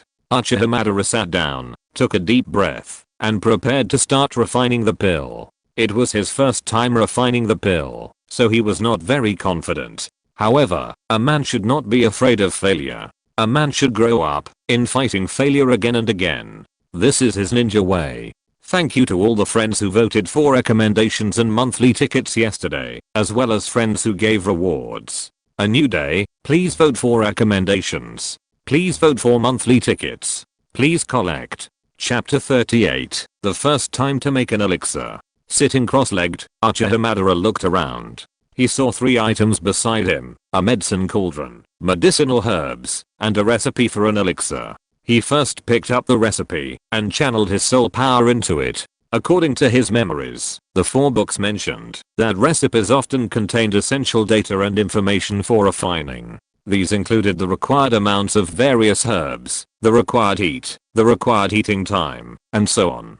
These details, strictly speaking, were the details of the refining process. The best recipes culminated through countless years of research by predecessors. Without this information, even the most skilled alchemist would have to undergo countless experiments to find the right combination and ultimately create a true elixir. However, this process would undoubtedly damage many rare herbs. Most of these were difficult to collect and could not withstand such a high level of consumption. Therefore, a good elixir recipe meant the same thing to an alchemist as earth and heaven level techniques meant to ordinary Dou Qi practitioners. A moment later, Uchiha Madara withdrew his soul power. He had already memorized every detail of the recipe. This was a first-grade elixir called the recovery pill, which accelerated the recovery of the user's injuries. While its difficulty was only mid-range among first-grade elixirs, it was still a considerable challenge for Uchiha Madara, a first-time alchemist. At least, that was the opinion of Medicine Master. "Mr. Madara, the ingredients for the recovery pill are relatively easy to gather. Xiao Yan and I have 3 batches of ingredients in our storage rings. They're all here," Medicine Master said, looking at the earnest Uchiha Madara. Uchiha Madara glanced at the 3 neatly arranged batches of herbs beside him and nodded. 3 chances? I wonder if I can finish it all in one go. After completing the preparations, Uchiha Madara placed his palm near the medicine cauldron, and instantly, the dark flames of Amaterasu rose up, blazing fiercely within. The next moment, Uchiha Madara quickly tossed all the herbs into the cauldron. The pitch black flames of Amaterasu began to extract the liquid essence from each herb, bit by bit, refining all the herbs at once. Seeing this, Leo couldn't help but shake his head. Was Uchiha Madara imitating his earlier alchemy process? However, it was his masterful fire control and profound soul power that allowed him to refine over a dozen herbs at once. For a novice alchemist, to do so was a bit overambitious. Xiao Yan watched Uchiha Madara's alchemy process attentively, without Leo's rigid understanding. In terms of soul power and fire control, both of which were required of an alchemist, Uchiha Madara far surpassed him. In Xiao Yan's opinion, the only thing that could cause Uchiha Madara to fail with this small first grade elixir was a lack of care and diligence. But the quietness of Uchiha Madara now filled Xiao Yan with a charm he had never felt before. Xiao Yan could sense that Uchiha Madara was completely absorbed in the world of alchemy. His focus was several times greater than his own. So, even though it was his first time refining the elixir, Xiao Yan had great confidence in Uchiha Madara. After all, this was Madara. Madara's hands flew, methodically carrying out each step of the alchemy. The pitch black Amaterasu flames of hell were as docile and obedient as a kitten in his hands. Wherever Madara's soul power directed the Amaterasu flames, they followed them seamlessly, just like his hands. What a powerful fire control. Leo's eyes narrowed. Although Uchiha Madara's formidable fire control abilities had already been demonstrated in the cave, the use of fire in battle and in alchemy were completely different things. One emphasized fierceness and dominance, the other more delicate and gentle. Xiao Yan was also somewhat amazed, not knowing that Uchiha Madara had achieved the highest level of Yuntan and mastered nearly every main Jiki technique. Xiao Yan couldn't help but speculate. Could it be that Madara's main Jiki Sharingan has the power of Kagutsuchi no Mikoto?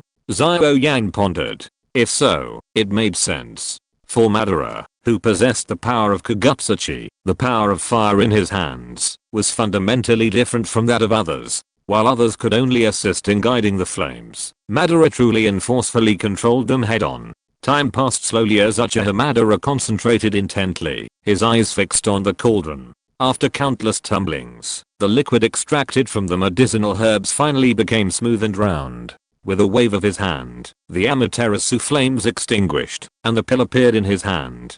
Madara examined it closely. The pill was about the size of a thumb, pale yellow in color, with faint ripples of emerald green, giving it a strange appearance. He understood what it was. It was a pill pattern, a feature only seen on pills of the highest quality. A smile crossed his face as he flipped his hand and revealed the healing pill, looking at Leo and Xiao Yan with a hint of anticipation. Look at this pill of mine. How is it? Madara didn't care about people's approval, but that didn't mean he didn't want it. A perfect pill on my first try. And it even showed pill patterns. Mr. Madara is truly amazing. Xiao Yan exclaimed in amazement. While he could do all that, his foundation was different from Uchiha Madara's. At this moment, Xiao Yan was truly impressed. Mr. Madara, you have a natural talent for alchemy. Very strong. I can only say you're a natural alchemist. Leo had initially been skeptical that such a thing could happen before his eyes, but the facts were in front of him, and Leo had no choice but to admit it. Haha, indeed. Uchiha Madara laughed twice and nodded, agreeing with him. I'm very happy today. Let's go out and take a look. If anyone outside spoils the fun, we'll kill them, he said, his robe flying as he walked out of the corridor. Xiao Yan and Leo exchanged a smile, gathered their things, and followed. Meanwhile, Heiboden waited anxiously outside. Chapter 39 The Unsealed Ice Emperor. In the dimly lit corridor, Heiboden leaned against the wall. His aged face appeared calm, but the constant drumming of his fingers betrayed his inner nervousness and caution. Feeling the slow passage of time, Heiboden glanced towards the room at the end of the corridor, his brow furrowing slightly. The ingredients for refining the evil breaking pill were not easy to find.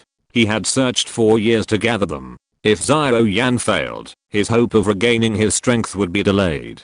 Let's go and take a look. Heiboden made up his mind and turned around. As he turned, he was startled to find Uchiha Madara quietly standing behind him. But Heiboden recovered in a split second. Uchiha Madara had already emerged from the room, which meant the evil breaking pill was already prepared. Mr. Madara, my evil breaking pill, Heiboden said with a smile. The map, Uchiha Madara asked. Mr. Madara, I think I should use the elixir to break the seal first, and then give you the map. What do you think? Heiboden said. He felt unsure if he didn't break the seal first. Uchiha Madara looked at Heiboden coldly. What do you say? Still trying to bargain in front of him? Heiboden was a little overwhelmed by Uchiha Madara's unyielding attitude. Just then, Xiao Yan emerged from the room, so Heiboden approached him. Little brother Xiao Yan, it's not that I don't trust you, but I haven't seen what the evil breaking pill looks like. I only know it's purple from the recipe. I wonder if you, little brother Xiao Yan, would let me take the elixir and test whether it can really help me break the seal. If the seal can be broken, then I will immediately offer the elixir to you with both hands, Heiboden said with a wry smile. Uchiha Madara sneered, revealing the dark flame of Amaterasu in his hand, and looked at Heiboden with a cold look. Madara's move was a clear threat. Heiboden's face darkened. He hadn't expected this Uchiha Madara to be so disrespectful. Madara-san, don't be angry. If he dares to go back on his word, he won't be allowed to have it easy. Xiao Yan immediately soothed Uchiha Madara. Madara was a volatile tinderbox, ready to fight at the slightest disagreement. But he still wanted to use the Ice Emperor Heiboden as his bodyguard. After all, a Dou Huang was considered a top-tier powerhouse in the Jayamar Empire. Don't worry, I'll immediately hand over the remaining map fragments as soon as I break the seal.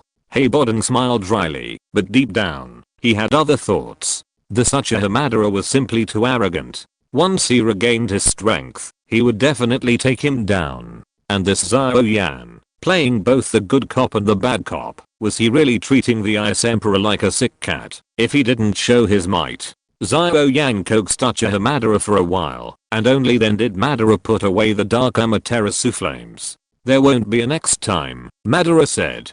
After finally reaching a consensus, the three of them headed towards a basement, where Heiboden would break the seal. Soon, they arrived at the basement. Calling it a basement might be a bit of a misnomer. It was more accurately described as an underground ice cellar. The ceiling and thick walls were covered in snow-white ice, with sharp icy spikes hanging from the ceiling like stalactites in a cave. Uchiha Madara surveyed his surroundings. Considering the Ice Emperor's title, he concluded that Heiboden must be an ice-attributed Dou Huang. During the Warring States period, he had fought against a powerful figure skilled in ice escape techniques, a figure even more formidable than the 5 Cage of later generations. He wondered how powerful this Ice Emperor, Heiboden, was. Heiboden, for his part, was already seated on a platform formed from frozen ice. He stuffed the evil breaking pill into his mouth, swallowing it with a slight movement of his throat. On the ice platform, Heiboden, who had been utterly silent, suddenly began to tremble violently. Powerful ripples of energy rapidly emanated from his body, shattering objects wherever they passed. Simultaneously, a strange, dark green energy rapidly condensed on Heiboden's forehead, forming a tiny, dark green energy serpentine pattern. This was the seal that Queen Medusa had placed on Heiboden, firmly sealing the surging fighting spirit within him. The effects of the evil breaking pill began to take effect, and the lavender energy came into contact with the dark green serpentine pattern. After nearly half an hour, the dark green serpentine pattern had dimmed considerably. Finally, the violet energy surged, instantly dispelling the dark green serpentine pattern. The instant the dark green serpentine pattern was eliminated, Heiboden's tightly closed eyes snapped open, a gleam of light blazing from them, and the fierce aura that had been suppressed for decades burst forth. That damn seal. It's finally gone. Heiboden's face was filled with ecstasy as he stepped onto the ice platform, throwing his head back and laughing wildly. After a long while of laughter, Heiboden cast his gaze towards Uchiha Madara below. He was just a great Dou Qi. No matter how powerful he was, could he really leap 3 great realms to fight him?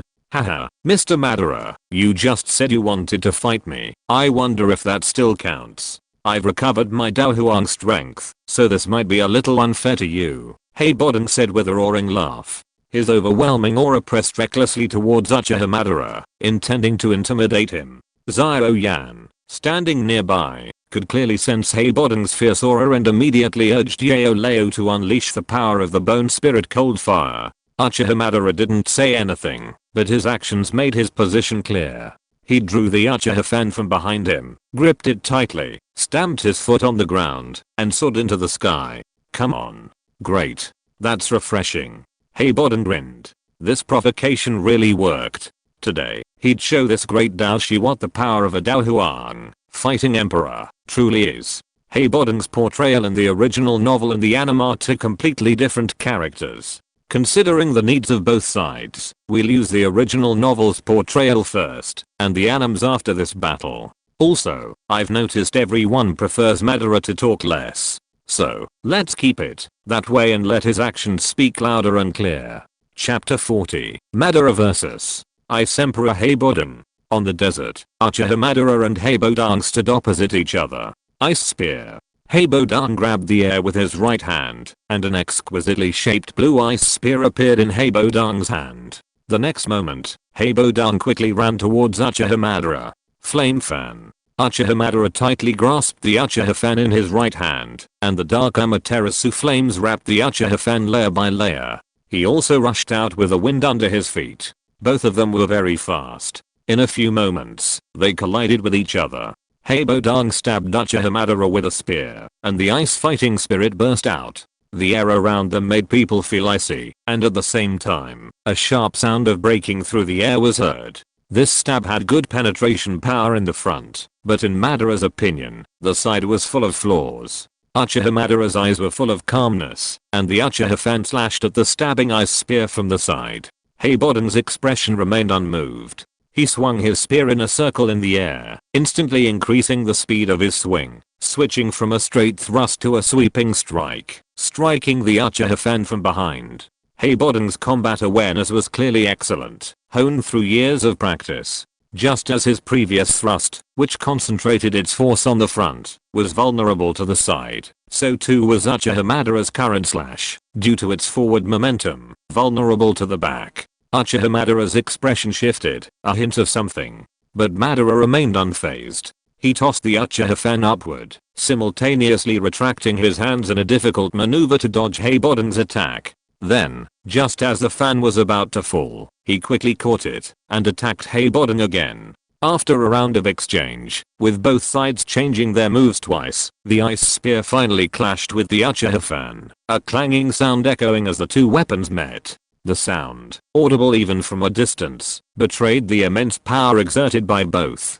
With a thud, Heibodon was suddenly sent flying by the Uchiha fan. In this contest of strength, Uchiha Madara, capable of sending the nine-tailed beasts flying with his fists and feet alone, far outmatched Heibodon. What a powerful force! Heibodon exclaimed in shock.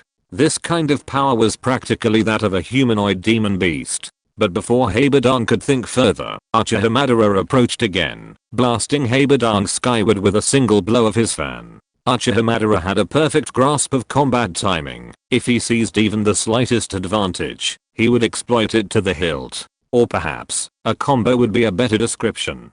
Heibodon had clearly noticed this, and after being sent flying by Uchiha Madara, he hadn't even had a chance to breathe, remaining completely passive. The occasional attempts he made to counterattack were only exacerbated by the slightest flaws he exposed, which were then exploited by Uchiha Madara, further exacerbating his disadvantage. What a formidable fighting skill. After several rounds of clashes, Heibodon immediately realized that Uchiha Madara's close combat abilities were far superior to his own, but he wasn't without a solution. A surge of icy Dou Qi erupted, and blue-white wings of ice suddenly appeared behind Heibodon, allowing him to escape Uchiha Madara's combo. Ice Blade Storm.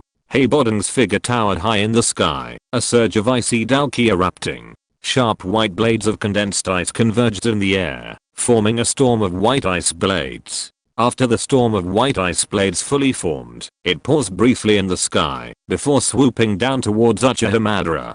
The white ice blade streaked through the air, creating a sharp, piercing sound. This attack was clearly not easy to counter. Observing the battle from afar, Xiao Yan felt a pang of fear for Uchiha Madara. If he were fighting him, even 10 of them wouldn't be enough to kill him. Heibodeng's power had been sealed for decades, but the fact that he could unleash such might immediately after being unleashed speaks volumes about his former strength. Uchiha Madara's eyes blazed with the power of his main Dou Qi Sharingan, and a massive four-armed blue half-body Susanoo appeared above the desert. This was the first appearance of Susanoo on the Dou Qi continent, and Madara's use of it signaled a renewed commitment to his own strength. Judging from his combat experience, Heibodeng was indeed significantly stronger than Yunlan. Even though it was only half a body, the sight of Susanoo left Heibodeng deeply impressed. Such a massive entity composed entirely of energy must have expended immense energy. Susanoo, as expected, did not disappoint. Its forearms crossed in a double cross, each holding a giant blue energy sword, and it slashed out with 2 fierce cross-shaped slashes. The crossblade's reach was immense, and its power was immense. The moment it collided with Heibodeng's ice storm, it crushed it head-on, then charged towards him without stopping. What a powerful frontal attack! Heibodeng exclaimed in astonishment. A surge of icy Dou Qi erupted once again, and a massive ice mirror composed of countless shards of ice appeared before him. The main Dou Qi ice mirror was Heibodeng's most skilled defensive fighting technique. Even against the ultimate moves of foes far superior to his own, the main Dou Qi ice mirror could often withstand them. Having shattered the ice storm, the crossblade of the half Susanoo was clearly no match for the main Dou Qi ice mirror, ultimately dissipating upon impact. A smile curled Heibodeng's lips. He wondered what Uchiha Madara could do to break his main Dou Qi ice mirror.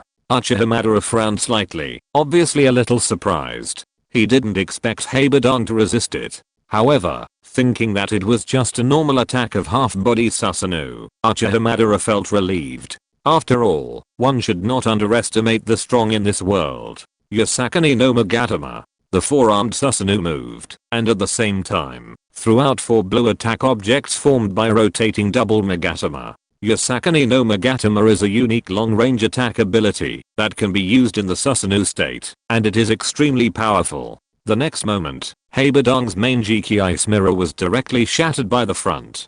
Heibodeng, who was very confident at first, was stunned by this, and his confidence was shattered in an instant. This is his strongest defensive fighting skill, and it was shattered just like that. Chapter 41, Warcraft Mountains. After Heibodeng's surprise faded, he began to think carefully. Ice Emperor Heibodeng was a brilliant man, known by many as a gold medal investor. Having recognized Xiao Yan's potential, he was determined to take action. Upon discovering Uchiha Madara's immense strength, Heibodeng knew it was time to stop the fight. To continue would be more than just a sparring match, it would almost become a life or death battle. But seeing how aggressive Uchiha Madara was, he doubted he would be able to easily stop him. He would have to think it over. A few moments later, Heibodeng's voice, fueled by his Dou Qi, spread far and wide. This is my strongest attack. If I lose this one, I admit defeat, Heibodeng shouted. Then, the icy Dou Qi within his body poured out continuously, and a massive, spirited, azure ice dragon emerged from his body, encircling him. A mysterious ice dragon roared. Heibodeng's most powerful fighting technique condensed his icy Dou Qi into an ice dragon, unleashing a powerful explosion. Like Susanoo, a body of pure energy, Uchiha Madara instantly understood. He formed hand seals, and chakra flowed from his heart to his limbs, erupting in unison. A more agile and massive wooden dragon suddenly appeared, circling in the sky, claws and fangs flailing, roaring, and snarling. Wood release, wood dragon jutsu. One of his old friend Hashirama's most skilled wood release techniques, rivaling even the half Susanoo.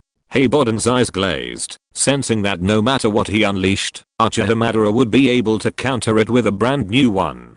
He had essentially given it his all, but the extent of Uchiha Madara's hidden abilities remained unknown. Fortunately, this was his final move. In the sky, the wood dragon and ice dragon collided.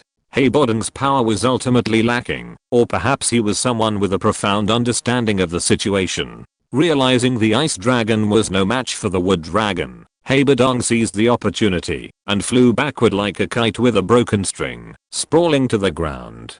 Haebodong's years of experience taught him that facing such a belligerent was best served by pretending he could no longer fight. Across from him, Uchiha Madara had indeed lost interest. Haebodong, in his opinion, matched the power displayed by Yunlan the other day. However, that day, he had only used physical techniques against Yunlan, whereas today, he employed two powerful ninjutsu, making it easy for him to defeat Haebodong. Furthermore, Uchiha Madara looked at the prostrate Haebodong. Whether he had truly lost his fighting ability or was feigning it, Haebodong had lost all his fighting spirit. He had no interest in fighting someone who had lost his will to fight. The massive blue Susanoo that had surrounded Uchiha Madara dissipated. Uchiha Madara waved his hand and, without turning back, telegraphed to Xiao Yan, "See you in the imperial capital." With that, Uchiha Madara soared into the sky, leaving the Tagor desert. Xiao Yan was a little stunned, then forced a wry smile. Leaving on a whim was truly typical of Madara. At this moment, Haebodong also stood up again and walked over to Xiao Yan's side, discussing Uchiha Madara with some amazement. Is his true strength Dou Huang or Dou Zhang? He's only at the Dou Qi realm of a Grand Dou Master, so how can he be so formidable? Xiao Yan glanced at Haebodong. This Ice Emperor was quite adept at assessing the situation. You have no idea how powerful Madara is. Let's not talk about that. Where's the fragmented map? Haebodong produced a fragment, reminiscent of a time-worn ancient image, and handed it to Xiao Yan with a wry smile. This is the fragmented map. In my experience, there's nothing I can do with it. I wanted to make a copy, but every time I finish a map, it's drastically different from the original, Haebodong said, spreading his hands. Xiao Yan took the fragment of the map and nodded. He could probably guess why. After obtaining the first fragment in the Demon Beast mountain range, Leo discovered that it contained a large amount of residual soul power. This was undetectable unless one possessed exceptional soul power, such as an alchemist. If someone attempted to copy the map, this soul power would gradually erode their thoughts, rendering the resulting map completely different from the original. After putting the fragment away, Xiao Yan looked at Haebodong. Mr. Hay, now that your strength has recovered, you probably won't stay in this small shop anymore. I stayed here, primarily to find a way to break the seal. Now that the seal has been lifted, there's no reason to stay. Haebodong glanced at the smiling Xiao Yan and said, "What's the matter?" "Indeed, there is something," Xiao Yan said. "Are you using the favor of a Dou Huang so soon?" Haebodong said. "Haha, I'm an alchemist. Mr. Hay may owe me more favors in the future," Xiao Yan said with a smile. Haebodong nodded, without commenting. "Tell me what you need me to do. If it's within my capabilities, I won't refuse." Xiao Yan let out a light breath.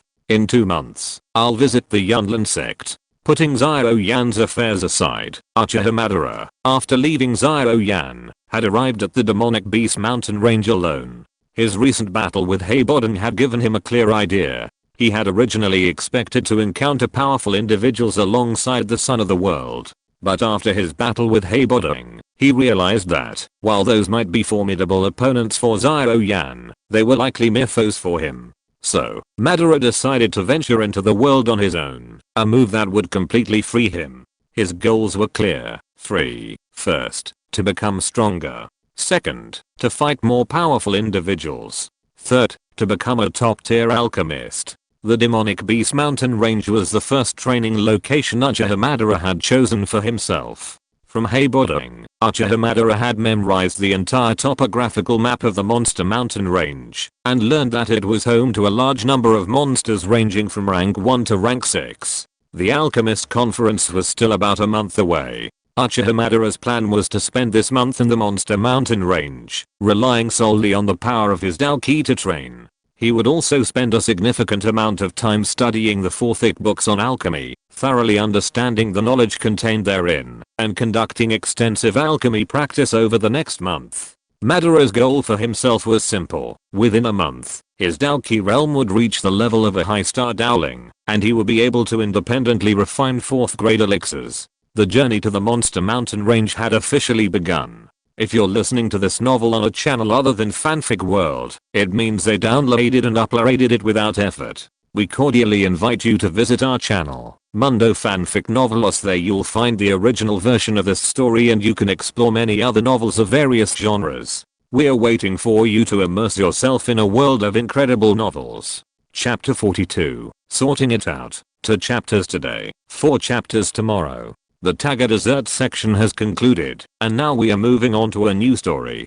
Drawing on the lessons learned from the past 40 chapters, this new story will primarily feature 2 aspects of optimization. The first is the plot's direction. Initially, my plan was to follow the plot, or rather, Xiao Yan's storyline, as this approach would be much easier to write. However, after suggestions from readers and author friends, and careful consideration, I've decided against this. Following the plot would be too restrictive for Ban, and many plot points would be practically unnecessary for him. For the sake of better presentation, I've decided to deviate from the plot, while also maximizing Ban's character and abilities. I'm currently rereading Duppo, and have reached the Blackhorn Domain and Canon Academy. The outline for the last few dozen chapters is Warcraft Mountain Range Alchemist Conference 3-year agreement, Yunlan Sect vs. Yunshin and Soul Hole Guardians destroy the Soul Hole branch, drawing the Soul Hole's attention. Seizing Han Feng Hei's Heart Flame in the Blackhorn Domain. Seizing the Fallen Heart Flame at Canon Academy. I'm still reading Duppo, and I'll think about the subsequent outline after I finish roughly reading the entire book today. As for Xiao Yan, chance encounters at key moments are sufficient. Actually, writing about Madara in the Duppo world with Xiao Yan by his side is somewhat different from writing about the protagonist accompanying Xiao Yan in Duppo fanfiction.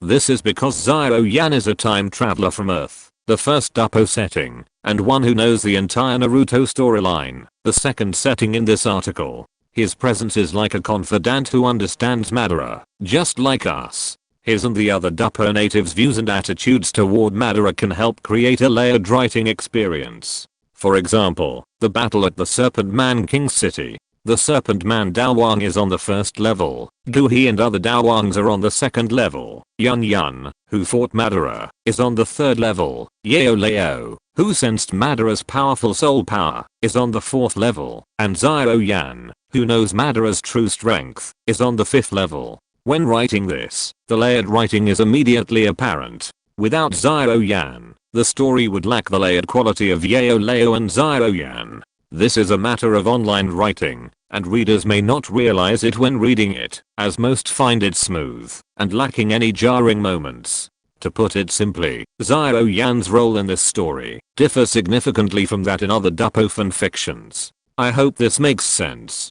To summarize, I've limited Xiao Yan's appearances to key moments, allowing Madara to pursue his own path. This is an improvement in the plot's direction. Secondly, it's an improvement in Madara's behavior and approach. Some readers have commented that Madara isn't written as domineering enough, and that he talks too much. Indeed, I've noticed this myself. I was worried I wouldn't strike the right balance between domineering and overbearing. If I'm not careful, overbearing might come across as rude and unreasonable, rather than Madara's inherent charisma. And then, as things get more complicated, I end up being cold and callous. I thought I'd gotten to know Madara well enough, after writing 2 million words of Naruto fanfiction about him, all of which were important supporting characters. But as the plot shifts away from the fixed battlefields of the 4th Naruto War, and becomes more diverse, with all the daily happenings unfolding, I realize I need to further refine Madara's character. I'm going to go over his character development more closely, hoping to achieve a better writing experience. That's all. P.S. There will only be 2 updates today, for tomorrow. Chapter 43 Collection. On the outskirts of the Monster Mountain range, a forest encircles the mountains. The vegetation here is dense, with an overall deep green hue. Unlike the valleys surrounding the Monster Mountain range, this forest harbors an immense threat. Countless monsters, camouflaged by the vegetation in their own protective colors, lurk in the shadows. A single glimpse of carelessness could lead to untold destruction. Generally, no one chooses to come here, unless there are special circumstances. Even the most powerful mercenary groups would not risk their lives here, if the rewards for the missions were far higher than elsewhere. And at this moment, a dark red figure stalks the forest. It is none other than Uchiha Madara. On the outskirts of the monster mountain range, the monsters range in strength from level 1 to level 3, roughly the level of a human fighter to a grand fighter. However, due to the diverse distribution and sheer number of monsters, even a powerful fighting spirit could lose their lives here if they are not careful. Perhaps a powerful Dowling Master could instantly react and kill any monster after it attacked, but many of the monsters living in the forest are highly poisonous. Killing a monster without removing the poison from one's body would also result in certain death. But Uchiha Madara sought this kind of excitement. Although his current Dou Qi realm was only that of a Grand Dou Qi, he didn't believe anyone of his level could defeat him. Facing creatures with low intelligence like monsters, Uchiha Madara was even more confident. No matter how many monsters came, they would only become his prey. Furthermore, Uchiha Madara had another reason for visiting this forest, home to the highest concentration of monsters. He was searching for medicinal ingredients for his own alchemy. The magic cores of monsters of various attributes, from 1st to 3rd tier, were the most crucial ingredients in many low-grade elixirs. Uchiha Madara had set a goal for himself of becoming a 4th tier alchemist within the next month, and to achieve this, he would undoubtedly need a large number of low-grade elixirs as a transitional step, which meant he needed a large number of magic cores. However, based on what Uchiha Madara had learned over the past few days, the production rate of magic cores wasn't very high. Madara disliked inefficient tasks, so to obtain a greater number of magic cores, he naturally sought out forests with the highest concentrations of magical beasts. Hiss. 30 seconds after entering the forest, a three-headed snake-like magical beast, hanging upside down from a tree trunk, sprinted towards Uchiha Madara as he passed beneath. Uchiha Madara had already spotted the 3 snake-like beasts, and was waiting for them to take the bait. The burning flame, now elevated to the quasi-earth rank, appeared in Uchiha Madara's palm. Madara's palm exploded with lightning speed, swiftly catching all 3 snake-like beasts from the side. The 3 snake-like beasts screamed in pain from the contact with the flames, their bodies scorching black from the intense heat. Uchiha Madara moved his hand in front of him. On his way to the monster mountain range, he had purchased a brief encyclopedia of the region's monsters, so he easily recognized the 3 snake-like monsters. They were 1st tier monsters called the red ice snake, common in the outskirts of the monster mountain range. Their ice attribute carried a cold poison. If a person infected with the red ice snake's cold poison didn't receive immediate medical attention within half a day, the poison would freeze their blood and lead to death. An ice attributed monster. Uchiha nodded. He remembered that among the 1st tier elixirs, there was a type called the ice condensation pill that could temporarily release icy power. It was one of the most difficult 1st tier elixirs. If used as a test material, the ice condensation pill was a good choice. However, refining the ice condensation pill required a magic core from a 1st tier ice attributed monster. He wondered if these 3 red ice snakes contained any magic cores. With a slight pressure from his palm, Uchiha Madara silenced the 3 crimson ice snakes. Then, with a slight movement of his fingers, he extracted 2 magic cores from the snakes' bodies. Madara nodded, his lips curling slightly. It seemed his luck was quite good today. Unlike high-level beasts, these low-level beasts didn't necessarily possess magic cores that held their full power. Generally speaking, finding one magic core among 5 or 6 low-level beasts was considered a good thing. With a flick of his finger, Madara stored the 2 magic cores and the carcasses of the 3 crimson ice snakes into his ring. The former would be used to refine herbs, the latter for food. Continuing through the forest, Madara encountered numerous surprise attacks from 1st and 2nd level beasts. However, with his incredibly keen senses, Madara dispatched them all without fail, harvesting a considerable number of magic cores. Furthermore, Uchiha Madara discovered a surprising bonus. In addition to the abundance of low-level beasts, the forest also contained a wealth of low-grade herbs. Low-grade herbs were also crucial ingredients for refining low-grade elixirs, so Madara placed all of them in his storage ring. The ring he held was still the low-grade, 3x3x3 meter ring Koga had given him. After a while of collecting everything, the space inside quickly became mostly full, causing Madara to frown. Without room in the ring, even if he wanted to continue collecting ingredients for the elixirs, it would be impossible. Within 10 minutes, he would face 2 choices: find a new ring or leave. However, Madara had only been in the forest for 10 minutes. Leaving it after just 10 minutes wasn't his style. Just then, Uchiha Madara heard voices coming from further up the forest, and the next moment, he ran towards the source of the sound. Where there are people, there are storage rings. Chapter 44 Xiao. As Uchiha Madara heard this cry, an old man, flying freely and unsteadily over the forest, also heard the cry. With a brief sense of the situation in the forest, the old man understood that the group below was in trouble. "Ah, it's all because I'm kind-hearted," he hummed, trembling as he soared down. "Princess Yaoyu, that was truly dangerous just now. Those snakes were right above you," said a young man with a worried look on his face. His Dou Qi realm was at the dowling stage, making him a relatively advanced expert in the Jayamar Empire. "No, we must find the King Hua fruit today. You're a dowling.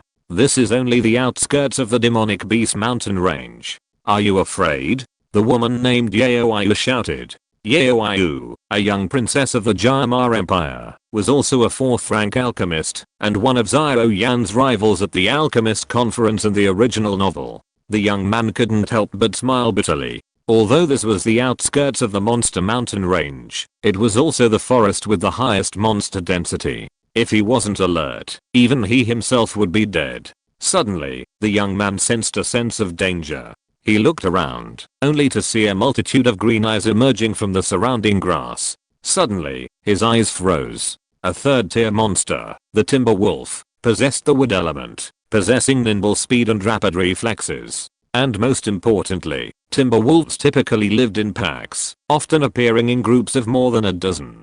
"Princess, we are in trouble. With more than a dozen Timber Wolves, I can barely protect myself. Princess, you must flee at full speed and never look back," the young man said gravely. Yaoyu's lips tightened, clearly unprepared for such danger. "What are you going to do?" Yaoyu, still harboring unrealistic fantasies, asked with concern.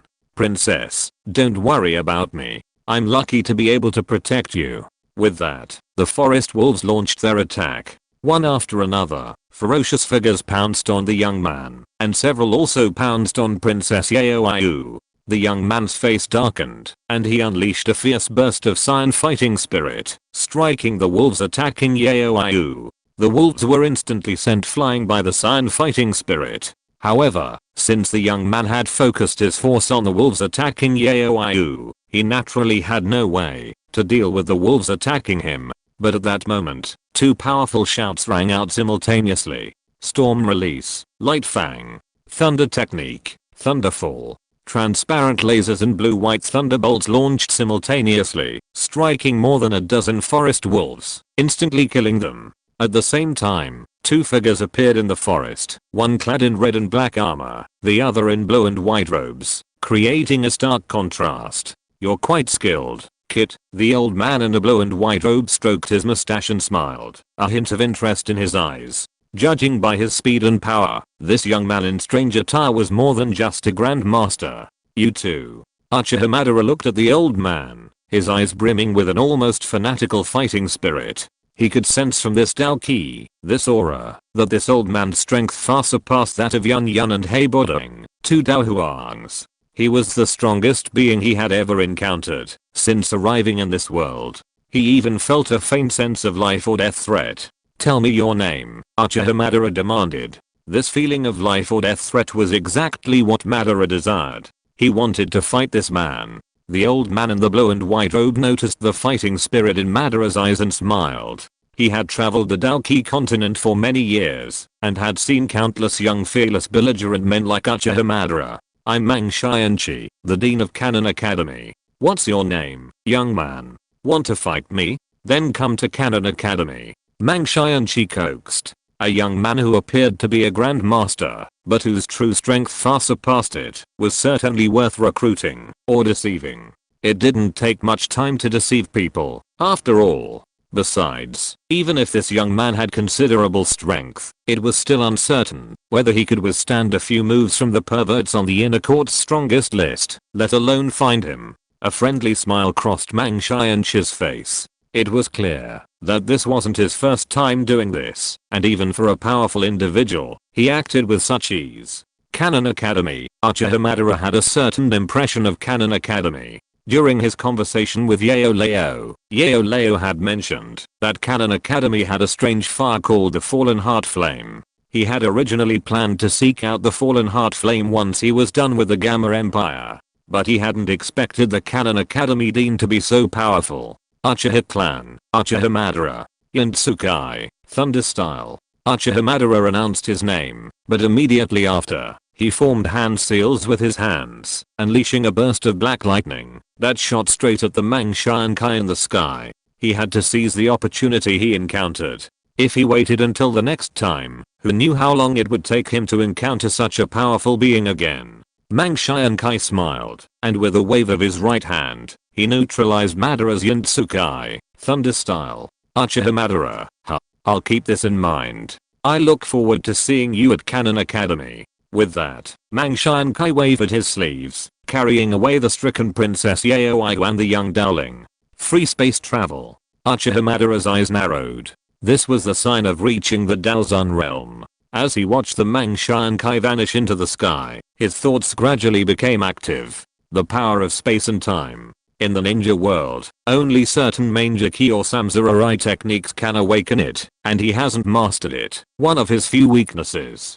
Perhaps if he unleashed his full strength, he could battle the Mangshiankai, but without the power of space, even if Madara wanted to catch up to it, he couldn't. This, however, only fueled Madara's desire to further enhance his power. Uchiha Madara clenched his fists. Once he reached Daozang, he would have a preliminary understanding of the power of space. Then, whoever he wanted to fight would be formidable. Thank you to everyone who has voted for recommendations, monthly tickets, and rewards over the past few days. I've seen them all in the author's back end. Please vote for recommendations, monthly tickets, and bookmarks. I've finished rereading Dou Po, and the outline is ready. I've also figured out the subsequent plot, otherwise, I wouldn't be setting up the Mangshiankai from here on out. I can rest easy. Chapter 45 7 days later. 7 days later. Beneath the outskirts of the Monster Mountain Range, a vast underground space measuring 1000 meter x 1000 meter x 4 meters lay, crammed with various monsters and medicinal herbs. Hundreds of Uchiha Madaras waved their hands before a medicine cauldron. Streams of dark flames swirled as their hands danced, and the embryonic forms of individual elixirs slowly took shape. This vast underground space was created by Uchiha Madara himself. After transplanting Hashirama cells, he possessed chakra of all attributes. After becoming the Ten-Tails Jinkriki, or the ancestor of chakra, and as a source of chakra in the ninja world, he could use all the ninja bloodline limits. Although Uchiha Madara didn't usually use earth escape techniques, creating such a simple underground space was no problem for him. Creating this underground space was also a necessity for him. His storage ring was too small, he could usually fill it up in just 10 minutes of wandering. As for where to store the monsters he slew, and the herbs he gathered, Uchiha Madara considered several solutions. Method 1. Use more storage rings. To acquire more storage rings, he could either steal rings from others, or buy them from nearby cities. For the former, Madara hadn't encountered anyone else in the past 7 days, aside from the 2 people he initially encountered. Even if he had considered this, he had no one to turn to. For the latter, Madara had little money, and he knew that storage rings, even the lowest grade ones, were not cheap.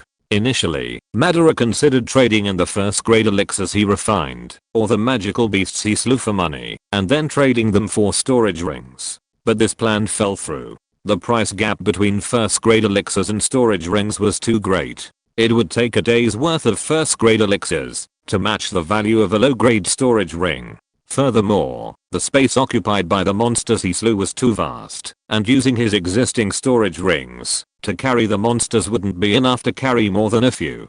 Furthermore, even if he traded in the low-grade storage rings, it would still be far from enough to satisfy Madara's space needs. The overall efficiency was too low, so method 1 was rejected. Method 2. Create a sealing scroll. In their youth, Madara and Hashirama Senju were close friends, and naturally, he also had a close relationship with Mito Uzumaki. So, although the sealing technique was very complex, Madara had learned it from Mito Uzumaki, so he thought he should be able to create a sealing scroll. However, things proved to be more complicated than they seemed. When Madara tried to create a sealing scroll, the difficulty exceeded his expectations. As it was not feasible, method 2 was also rejected. Method 3, modify the 10-tails sealing dimension. Within Madara's body, an additional sealing dimension was created to seal the 10-tails divine tree. Since the 10-tails was enormous, this sealed dimension was also enormous, at least a world apart from the low-level storage ring in Madara's hand. So, Madara wondered if he could modify the 10-tails sealing dimension into a storage space, thus giving him a massive portable storage space. Ultimately, however, Madara's lack of mastery of spatial power prevented him from succeeding.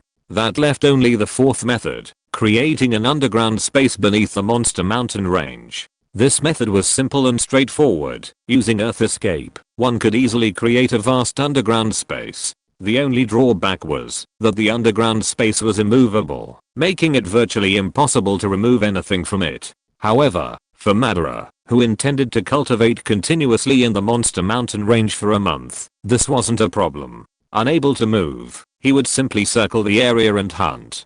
Unable to carry anything away, he would simply use up everything there was. For 7 days, Madara had done just that. He rose early each morning to train in battle, engaging in fierce battles with only his Dou Qi against one monster after another. At noon, he would prepare a homemade barbecue feast, varying the dishes daily. In the afternoon, he would lock himself in the underground space, with hundreds of his shadow clones working together to refine medicine relentlessly, rapidly increasing his experience. At night, he would stop refining and practice the burning technique to absorb the Dou Qi from heaven and earth, raising his Dou Qi realm to the daily target. Well, that target was modest, simply increasing his Dou Qi by 1 star. Today was the 7th day, and after 7 days of training, Uchiha Madara's gains were evident. In terms of combat, he had practically conquered the entire forest, or rather, the outer reaches of the demonic beast mountain range in this direction. By now, almost all the demonic beasts in the forest were aware of his presence and would immediately flee upon sight. Uchiha Madara's mastery of Dou Qi had also reached a pinnacle of perfection. Although still only a Grand Master, in terms of Dou Qi mastery, he considered himself on par with the Dou Kings he encountered in the Tagor Desert. Regarding realm, although Uchiha Madara devoted relatively little time to Dou Qi cultivation, merely scratching the surface, and devoting more time to alchemy, despite this, fueled by his powerful soul power and the burning technique, he steadily advanced by 1 star per day. After 7 days, he had become an 8-star Grandmaster.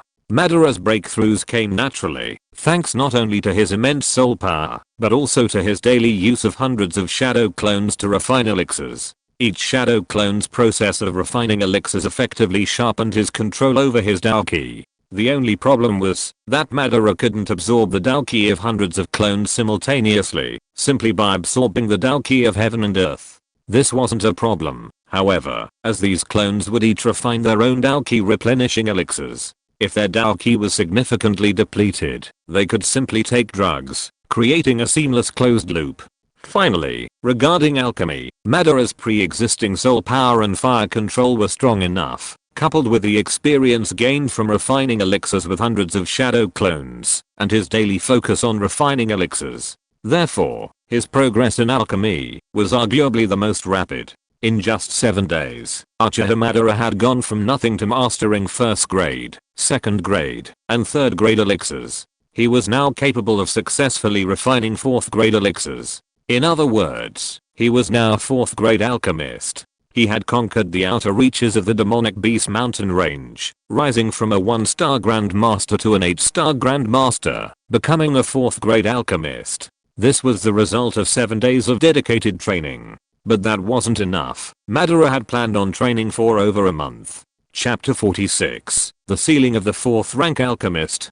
Hundreds of Uchiha Madara clapped their cauldrons, and instantly, elixir embryos flew from each cauldron, achieving success in 9 out of 10. All things are drawn to the heavens. Uchiha Madara's main body moved, and elixirs were drawn towards him from all directions by gravity. He formed hand seals, and then all of Madara's shadow clones dissipated, revealing countless memories within his mind. He closed his eyes, diligently digesting the insights his shadow clones had shared. About an hour later, he reopened them. 300 shadow clones ultimately yielded 282 elixirs, a near 95% success rate. A typical 4th grade alchemist would be lucky to achieve a 50% success rate. But Madara shook his head. Even if a single elixir failed, it meant some subtle error had occurred. It could be a problem with the ingredients, his own flaws, or the recipe itself. Wrong is wrong, there's no doubt about that. Madara is a very competitive person. If he's not satisfied with himself in the slightest, he'll constantly strive to improve and elevate himself, rather than avoiding it like a weakling. Over the past 7 days, having transcended the boundaries of 1st, 2nd and 3rd grade alchemists, and begun to cross the threshold of the next grade elixir, Uchiha Madara set a goal of failing to produce a single pill in every 300 pills he attempts. But it was precisely this dedication that enabled Uchiha Madara to make rapid progress in alchemy, while also providing an incredibly solid foundation. Most alchemists don't take low-level elixirs too seriously. For example, in the original novel, Xiao Yan, who went from 0 to the finals of the Alchemist Conference in 3 years, achieving the feat of refining the 3-striped Azure Spirit pill as difficult as a 5th grade elixir, had only ever refined 1 or 2 1st and 2nd grade elixirs. Uchiha Madara, however, refines 20 or 30 1st, 2nd and even 3rd grade elixirs, each with hundreds of iterations of experience. Frankly speaking, even an 8th or 9th grade alchemist competing with Madara in refining low grade elixirs would likely be far behind Uchiha Madara in terms of speed. Furthermore, the process of refining low grade elixirs has also deepened Uchiha Madara's understanding of the medicinal properties of various herbs. As mentioned earlier, recipes detailing the proportions and steps of various ingredients are essential for alchemy.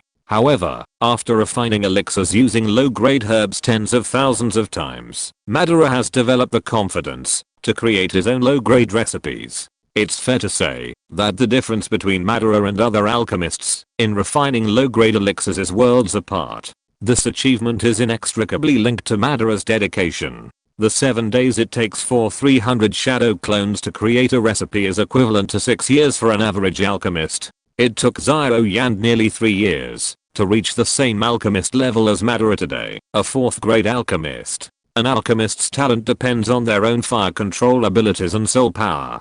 Could Madara's fire control and soul power possibly be inferior to Xiao Yan's? Impossible. Even so, Madara still took Xiao Yan twice as long. This clearly demonstrates Madara's dedication to perfection. Uchiha Madara stood up.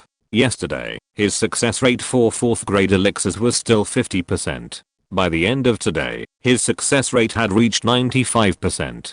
Tomorrow, he should be able to reach the threshold he set for a 4th grade alchemist. But Madara still faced 2 problems. The first was that he was running low on recipes. The recipes he had came from the 4 books given to him by Yao. While those books contained extensive content, they were ultimately just the basics of alchemy. There were dozens of recipes for low-grade 1st, 2nd and 3rd grade elixirs. But when it came to 4th grade elixirs, there were only a few. There wasn't even a single recipe for 5th grade elixirs. Even a skilled cook cannot cook without rice. To further advance in his alchemy career, he must find a sufficient number of 5th grade elixir recipes. The second problem is that the magical beasts and medicinal materials outside the demonic beast mountain range are no longer sufficient to support his efforts in refining 5th grade elixirs. Refining 5th grade elixirs requires the magic cores of 4th tier magical beasts and higher level ingredients. To obtain these, he must venture deep into the demonic beast mountain range, where 4th to 6th tier magical beasts predominate. This, however, suits Uchiha Madara perfectly. When his Dou Qi realm was only at the 1-star Grandmaster level, the powerful 3rd tier magical beasts and even the gregarious 3rd tier magical beasts outside the demonic beast mountain range could still put him under some pressure. But now that his Dou Qi realm has reached the 8-star Grandmaster level, no 3rd tier magical beasts in the demonic beast mountain range can threaten him. Therefore, whether for alchemy or combat, entering the demonic beast mountain range is a must for Uchiha Madara. Uchiha Madara surveyed the vast underground space. Despite his own considerable consumption, thousands of bottles of various medicinal pills remained within, the fruits of his 7 days labor. With a flick of his finger, Madara pulled out the excess items from his storage ring and placed the thousands of small footprint pills inside. Then, Forming hand seals, Madara descended to the ground. Within a few kilometers, both medicinal herbs and magical beasts were practically extinct. This made Madara sigh a little. He hadn't been this busy since the end of the Ninja Warring States period. However, he relished this busyness, as it gave him a tangible sense of growth. With this in mind, Uchiha Madara soared into the sky. Before entering the demonic beast mountain range, he first needed to figure out how to solve the problem of the 5th grade elixir formula. As long as there's enough chakra, I've always thought the shadow clone technique is a bit like cheating. For updates today, would it be too much to ask for a recommendation and monthly vote? Please vote. Chapter 47, Inside the Warcraft Mountains. Half a day later, having failed to obtain the 5th grade elixir formula, Madara returned to the Demon Beast mountain range. Madara could think of two ways to obtain the 5th grade elixir formula. One was to ask Xiao Yan's confidant. As a former 8th grade alchemist on the Dou Qi continent, he must possess numerous 5th grade elixir formulas. The other was to seek the formula from the Yunlan Sect, seeking it from the Dou Huang, whom he had met in the Tagor desert. As a 6th grade alchemist, Dou Huang should also possess a number of 5th grade elixir formulas. However, neither of these methods was successful. Uchiha Madara visited two cities near the Tagor desert, but neither Xiao Yan nor Xiao were within a range of dozens of kilometers, leaving him unsure of Xiao Yan's whereabouts. As for the latter, Uchiha Madara estimated that traveling back and forth from here to Yunlan Sect would take several days, and he wasn't familiar with Dou Huang. These two factors combined ultimately prevented him from going. Failing both avenues, Madara sent two shadow clones to the nearby Shimo City and Emo City for information on the 5th grade elixir formula. However, these two cities border the Tagor desert, making them quite remote within the Gamma Empire, making any results unlikely. If this final attempt still yielded no results, then Uchiha Madara would have to challenge himself. He still had 2 bottles of the 5th grade restoration pills, a gift from Koga, totaling 10. If he could reverse engineer the recipe from these 10 pills, he could at least begin refining a 5th grade elixir. However, refining the formula was undoubtedly extremely difficult. Furthermore, unlike refining an elixir, which could involve the combined efforts of hundreds of shadow clones, there were only 10 restoration pills. He would undoubtedly have to cut open the pills and study them, meaning he would only have 10 chances at most to reverse engineer the formula. If all 10 attempts failed, he would have to send a shadow clone to the Yunlan Sect. Uchiha Madara gazed towards the interior of the demonic beast mountain range, and slowly made his way in. Since he hadn't yet obtained the 5th grade elixir formula, he would first focus on gathering ingredients for the elixir, and improving his own strength using only Dou Qi. The lowest level of the Warcraft Mountains monsters is a 4th tier beast, comparable to a powerful human Dowling, surpassing them by an entire realm. This makes the area far more interesting than the outer reaches of the Warcraft Mountains. Uchiha Madara had entered the interior of the Warcraft Mountains and begun his campaign. Why didn't Uchiha Madara find Xiao Yan? In fact, Xiao Yan was now lying miserably on the back of a flying warcraft, gravely injured. After Uchiha Madara left, Xiao Yan went to the Desert Iron Mercenary Group, where his eldest and second brothers were stationed, to bid farewell. 2 other mercenary groups in that city were ambitious for domination. Before Xiao Yan arrived, they had been pressing the Desert Iron Mercenary Group and had abducted Kinglin, Xiao Yan's prized maid with the green snake triple flower eyes. The former was easy to deal with, as the leaders of the 2 mercenary groups were only at the level of Grand Dao Masters. With Leo and Heiboden by his side, Xiao Yan easily dispatched them. However, the case of Kinglin proved more complex, as her captors had brought her from the Tagor desert in the northwest to Yancheng in the northeast. Xiao Yan, naturally, would not give up easily. Upon learning the location of Yancheng, and that the mastermind behind the attack was a Yancheng-based Mo clan, he enlisted the help of Leo and Heiboden to fly from the northwest to the northeast, wreaking havoc on the Mo clan. Xiao Yan also successfully rescued Kinglin, and everything seemed to be going smoothly. But then a blue-clothed woman, at the Dou Huang realm, also wanted to take Kinglin away. She also had an ally, the 8-winged Black Snake King, also at the Dou Huang realm.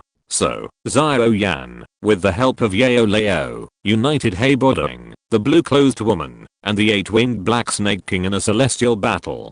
During the celestial battle, Xiao Yan fused the bone spirit cold fire and the Azure Lotus earth core fire, unleashing his unique skill, the Buddha's Fury Lotus, crippling both the 8-winged black snake king and the blue-clothed woman. However, Xiao Yan's physical condition was too weak to withstand the impact of the Buddha's Fury Lotus's blast. If it weren't for Leo's spiritual power protecting him, Xiao Yan would have met his end by now. However, because Leo had dedicated most of his soul power to protecting Xiao Yan, his soul had fallen into a deep slumber due to the lack of soul power. With Leo in a deep sleep and severe injuries all over his body, Xiao Yan was now in his worst predicament since Leo's appearance. If Xiao Yan hadn't tempted him with the Fuziling Dan, promising to help Heibodong recover faster and secure a year's worth of protection, any Dou Qi would have been able to defeat Xiao Yan. Xiao Yan now wanted to rush to the imperial capital, where the alchemist conference was being held, as soon as he recovered from his injuries. Uchiha Madara had promised to join him and Leo at the conference. And now, the only person Xiao Yan could trust without reservation was Madara. Teacher, Master Madara. Atop the flying monster, the unconscious Xiao Yan muttered the names of Uchiha Madara and Leo, the two figures he subconsciously trusted most and possessed immense power. However, no matter how much Xiao Yan tried, Madara would train in the Monster Mountain range for another month before heading to the Alchemist Conference. At this moment, Madara has entered the interior of the Monster Mountain range and encountered a red flame tiger, which will be his first opponent inside the Monster Mountain range. The red flame tiger is a 4th order monster with fire attributes. Its speed and strength are both in the upper middle level among 4th order monsters. It can even use the power of fire to attack the enemy. In terms of strength, the red flame tiger is roughly equivalent to a 5th grade Dowling. The realm gap between the two is 1 major realm plus 5 minor realms. This realm gap is exactly what Madara wants. Thank you to all the friends who voted for recommendations and monthly tickets yesterday. On the 5th day of the Lunar New Year, please vote for recommendations. Please vote for monthly tickets. Please reward. Chapter 48, Cross-Level Battle, the 4th level monster Red Flame Tiger. Roar. The moment the Scarlet Flame Tiger saw Uchiha Madara, it charged at full speed, its massive body charging like a chariot. Bang. Seeing this, Uchiha Madara ducked, a burst of cyan fighting spirit erupting. A solid cyan flame instantly appeared in his hands. He thrust his feet hard, colliding head-on with the Scarlet Flame Tiger. Uchiha Madara remained motionless, absorbing the tiger's brutal blow head-on. Roar. Clearly unprepared for Madara's immense strength, the Scarlet Flame Tiger roared in pain and opened its maw to bite. Madara slapped the tiger's head with his palm, dodging the tiger's attack with a twirl and leap, then flipped onto its back. With one hand, Madara gripped the tiger's back tightly, while the other, emitting a burst of cyan fighting spirit, clenched into a fist and slammed it down on the tiger's head. Roar. After receiving this powerful blow to its head, the Crimson Flame Tiger roared even louder. Its entire body thrashed, straining to throw Uchiha Madara off its feet. But Madara's grip was strong, and no matter how hard the Crimson Flame Tiger tossed it, it remained firmly planted, hammering down punch after punch. The Crimson Flame Tiger knew it had to go all out, and instantly countless red flames erupted from its back. The Crimson Flame Tiger could blanket its entire body in fire attributed Dou Qi, creating a red flame when covered, hence its name, Crimson Flame. Playing with fire, Uchiha Madara chuckled softly, and blue Dou Qi also filled his entire body. Threads of Blue Lotus Earth Core fire swirled around Madara. Let's see who could master the art of fire. The Blue Lotus Earth Core fire instantly overwhelmed the Crimson Flame Tiger's red flames, taking over and igniting directly on the tiger's back. How could ordinary beast fire possibly rival the power of strange fire? Roar. The Crimson Flame Tiger was instantly overcome with agony, rolling on the ground in an attempt to extinguish the Azure Lotus Earth Core fire. But how could the Azure Lotus Earth Core fire be extinguished so easily? No matter how hard the Crimson Flame Tiger struggled, it could not stop burning. Just as the Crimson Flame Tiger tried to roll over, Uchiha Madara leaped from its back.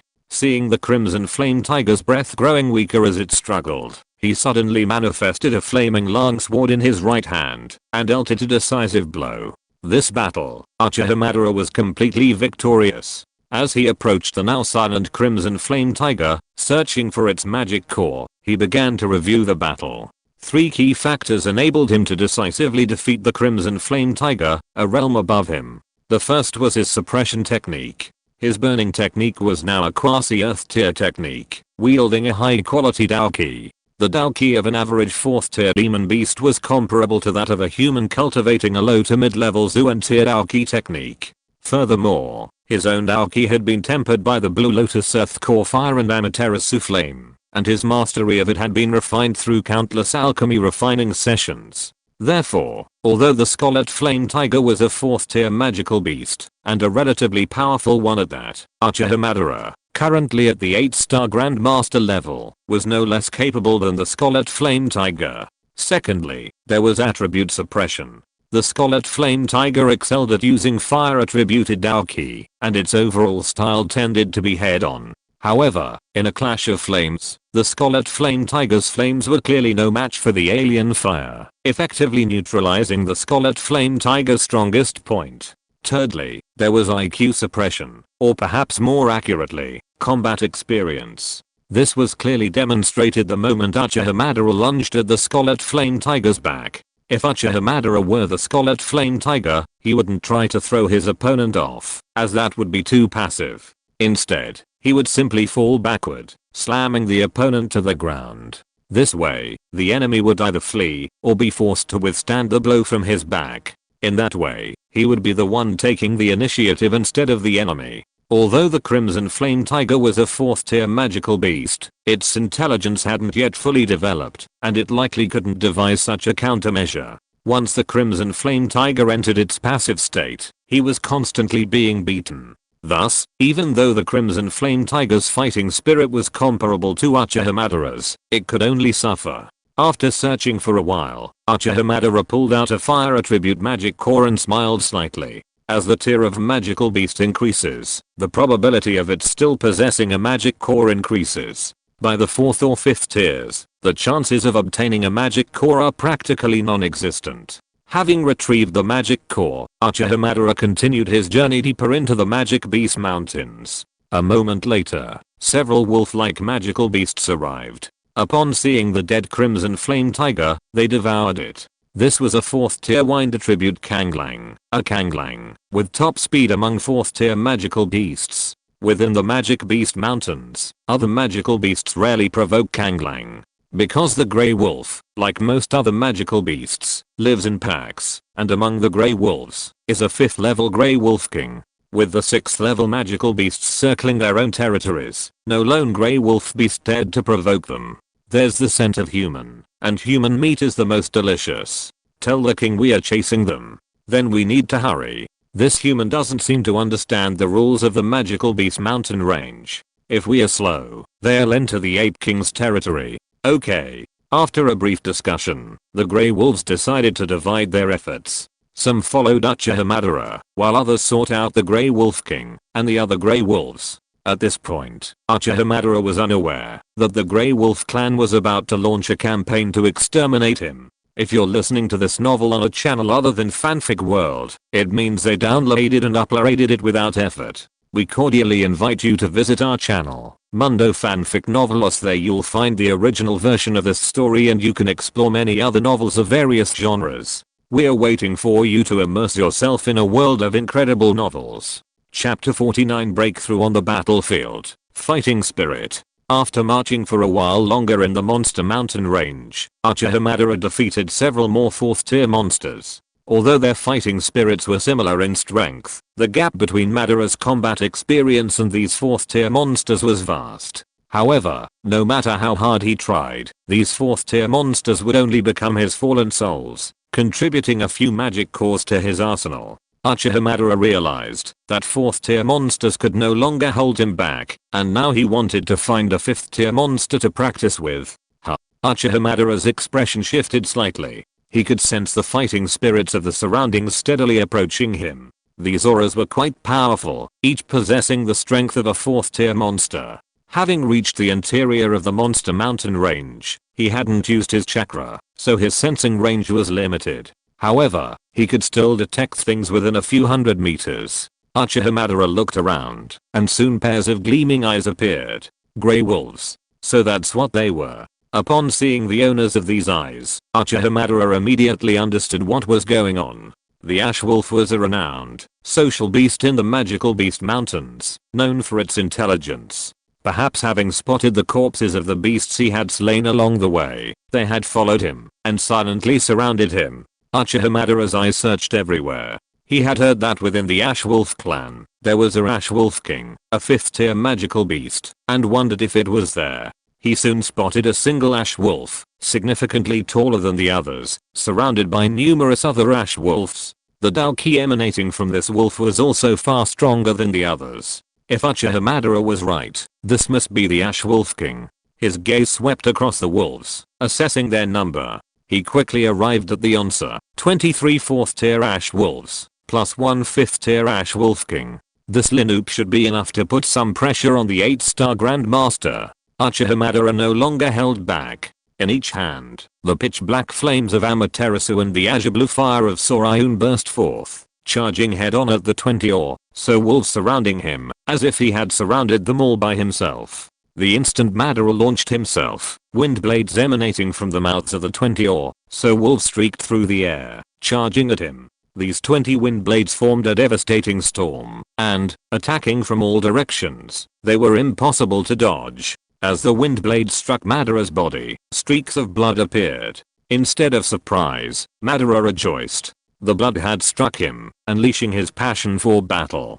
Covered in blood, he charged directly into the pack, simultaneously unleashing his left and right hands with the flames of Amaterasu and the blue fire of Sorayun, dispatching 2 wolves with swift, precise, and ruthless blows. Uchiha Madara then used the 2 dead wolves as weapons, and, like a meat grinder, began to wreak havoc among the pack, sending one wolves after another flying. Ha ha ha. Dance. A rank 4 demonic beast like the wolves possessed extraordinary physical strength and command of the wind. As the battle continued, Madara's wounds grew steadily more numerous. But Madara grew increasingly delighted, feeling the real pain. Only this pain could make him feel his own reality. Within the pack, the Wolf King displayed a more human expression. Having reached rank 5, the Wolf King's spiritual intelligence had largely awakened. Seeing Uchiha Madara's impunity among the wolves, the Wolf King seized the opportunity, unleashing a flurry of turbulent air currents from his mouth, a storm of high-speed, cutting wind blades that rushed towards Uchiha Madara. The Wolf King's timing was perfect, as Madara was caught in a chaotic battle with multiple wolves, unable to escape.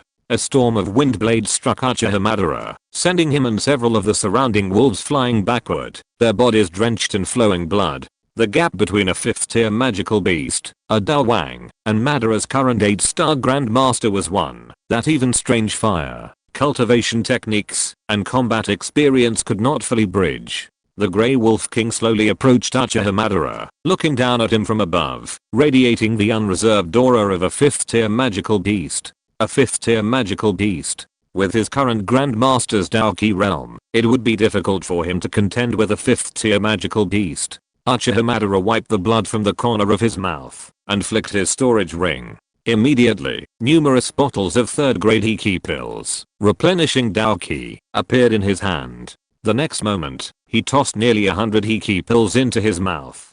The vast Dou Qi flowed through the meridians of Uchiha's body, gradually transforming it into his own strength. Uchiha Madara's aura continued to rise. At the Grand Dou Qi stage, Dou Qi condenses into a Dou crystal. Now, tempered by the surging Dou Qi within Uchiha Madara, the Dou crystal within him has become crystal clear, 2 or 3 times larger than before the tempering. Grand Dou Qi 9 stars. Successfully advanced. But this isn't the end yet. Only a small portion of the Dou Qi from the hundreds of Hiki pills has been consumed. Uchiha Madara is going to attack the Dou spirit directly. An ordinary person would not dare to be as bold as Uchiha Madara. Consuming hundreds of Hiki pills in one breath would likely rupture their own meridians.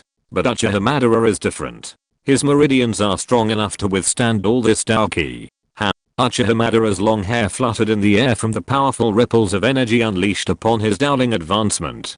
His aura also soared. His Dowling's barrier was formidable, but under the combined force of this crushing force and his immense spiritual might, it was swiftly breached like a broken dam. Uchiha Madara smiled, all the scars on his body having healed during this time thanks to Hashirama's cells, leaving him feeling refreshed. The next moment, his expression froze as he looked at the Blue Wolf King. Dark Dou Qi surged in his hand, forming a pitch-black death scythe. Just like the Dou Master's Dou Qi, the Grand Dou Master's Dou Qi armor, and the Dou King's Dou Qi wings, the solidification and materialization of Dou Qi is the hallmark of a powerful Dowling. A Dowling, a successful breakthrough. Now, he'll settle his score with these blue wolves. Tomorrow, he'll leave the demonic beast mountains and embark on a new storyline.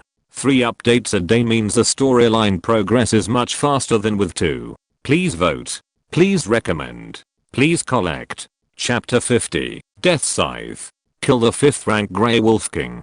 The sky was clear, the air gentle, and the breeze gentle. But within this valley, blood had already covered the ground. The battle between Madara and the Kanglang clan was untenable. Madara held the Death Scythe, a manifestation of Black Dou Qi. The familiar feel of it intensified Madara's fighting spirit. Like the Uchiha fan, the Death Scythe was a sacred artifact passed down through the ages by the Uchiha clan, a credential considered the leader of the clan. Of the 2 weapons, Madara preferred the Uchiha fan when fighting single-digit enemies, while the Death Scythe was more suitable for slicing through large groups. The sound of blood splattered as Madara swung the Death Scythe, slicing through each Kanglang. With and without a weapon, Madara was a completely different person. Originally, the Ash Wolves could still cause trouble for Uchiha Madara due to their numerical superiority. But when Uchiha Madara's Dou Qi reached Dowling and acquired the familiar Death Scythe, no matter what attack the Ash Wolves launched, Uchiha Madara wielded the Death Scythe like an impenetrable net, completely deflecting their attacks. Conversely, every strike from Uchiha Madara with the Death Scythe guaranteed to take out a Ash Wolf, the angle so precise that the Ash Wolves simply couldn't resist. Roar. The 5th rank Ash Wolf King, sensing something was amiss, roared again, unleashing a powerful burst of wind-attributed Dou Qi, sending another massive storm of wind blades towards Uchiha Madara. HMPH. Uchiha Madara snorted. The same attack. Trying to take advantage of him a second time. Impossible. Uchiha Madara swung the Death Scythe in front of him with both hands, creating a massive windmill that also unleashed a powerful blast of air. Madara Uchiha, wielding his Death Scythe like a windmill, met the Wolf King's windstorm head-on. Each incoming blade was blocked by the scythe. Soon, Uchiha Madara, braving the storm, closed in on the Wolf King. Once within reach, he swung his Death Scythe fiercely, the dark flames of Amaterasu blazing on the tip of the scythe as it struck the Wolf King. Roar. Though the Wolf King wasn't afraid of the scythe, his bestial instincts made him feel a powerful threat from the dark flames blazing on the tip of the scythe. He unleashed an unprecedented frenzied blast, attempting to blow Madara away. But it was too late. The turbulent airflow that collided with the pitch-black flames not only failed to blow away Uchiha Madara, but instead burst into flames, directly affecting the Blue Wolf King. The Blue Wolf King immediately cried out in pain and struggled to break free from the Amaterasu flames. But how could the Amaterasu flames, possessing their inextinguishable properties, be extinguished? The flames continued to burn within the Blue Wolf King, and the Blue Wolf King's breath grew weaker and weaker. Finally, with a last-ditch effort, the Blue Wolf King headbutted Uchiha Madara over 10 meters, before he had no more strength to attack. Flying backward, Uchiha Madara wiped the blood from his mouth with his arm. His internal organs, shaken by the intense shock, were rapidly recovering, but Madara's lips curled slightly. What was a Blue Wolf King? What was a 5th level demon beast? Since he'd encountered him, he'd be collared. The initial stage of an 8-star Grandmaster, the final stage of a 1-star Dowling. He had killed 23 4th level Blue Wolves and a 5th level Blue Wolf King. This was thanks to the familiar Death Scythe and the inextinguishable nature of the Amaterasu flame. Of course, it was also due to his decisive breakthrough on the battlefield and the powerful self-healing abilities bestowed upon him by Hashirama. Seconds later, Madara, healed by Hashirama's cells, had recovered all his injuries. He searched through the corpses of the Grey Wolf for magic cores, ultimately recovering 13 4th tier magic cores and 1 5th tier magic core.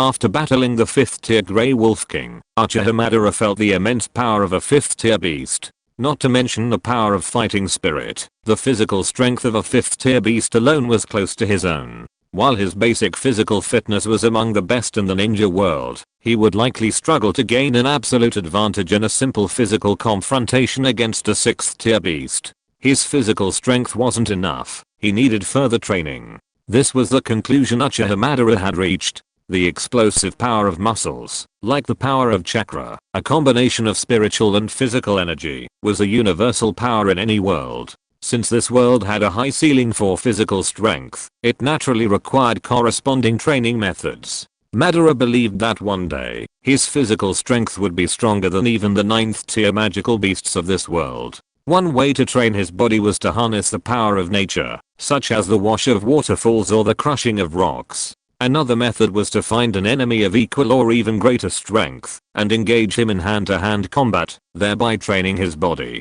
Given Madara's current strength, this enemy would ideally be a 6th tier magical beast skilled in melee combat. Madara remembered a 6th tier demon ape known as the Ape King in the Magical Beast Mountains, one that met his requirements. He hoped he could find this Ape King. Just then, a shadow over 10 meters tall, obscuring the sun, enveloped Uchiha Madara. "Hey, human. What are you doing in my territory? And what's with these grey wolves?" Uchiha Madara glanced back, his lips curled. Whatever he said came true. It seemed he had some good luck today. P.S. It's important to read while the new book is still online. Please open it at least once a day and read for a full minute. This will ensure the book's longevity. It's a new day, and it's also the weekend, so I'm still asking for recommendations, monthly votes, and tips. And this afternoon, I'll start my first recommendation. The performance of this first recommendation will determine whether I'll get a second and a third recommendation later. I don't know if it's because I'm updating 3 times a day too quickly and I can't keep up, but the reading and collection ratio these days isn't as good as it was a few days ago. If 3 updates are too much to read, how about I do 2 a day? Anyway, starting next week, everyone must click on it and read it once a day. Otherwise, my performance will be even worse after 3 updates a day, which would be terrible. End of this chapter. Thank you very much for reaching the end. Don't forget to like. Looking for more exclusive content and immediate access? Subscribe to our Patreon. Remember, every like, subscription, or donation encourages us to continue. Thanks to everyone. See you in the next video.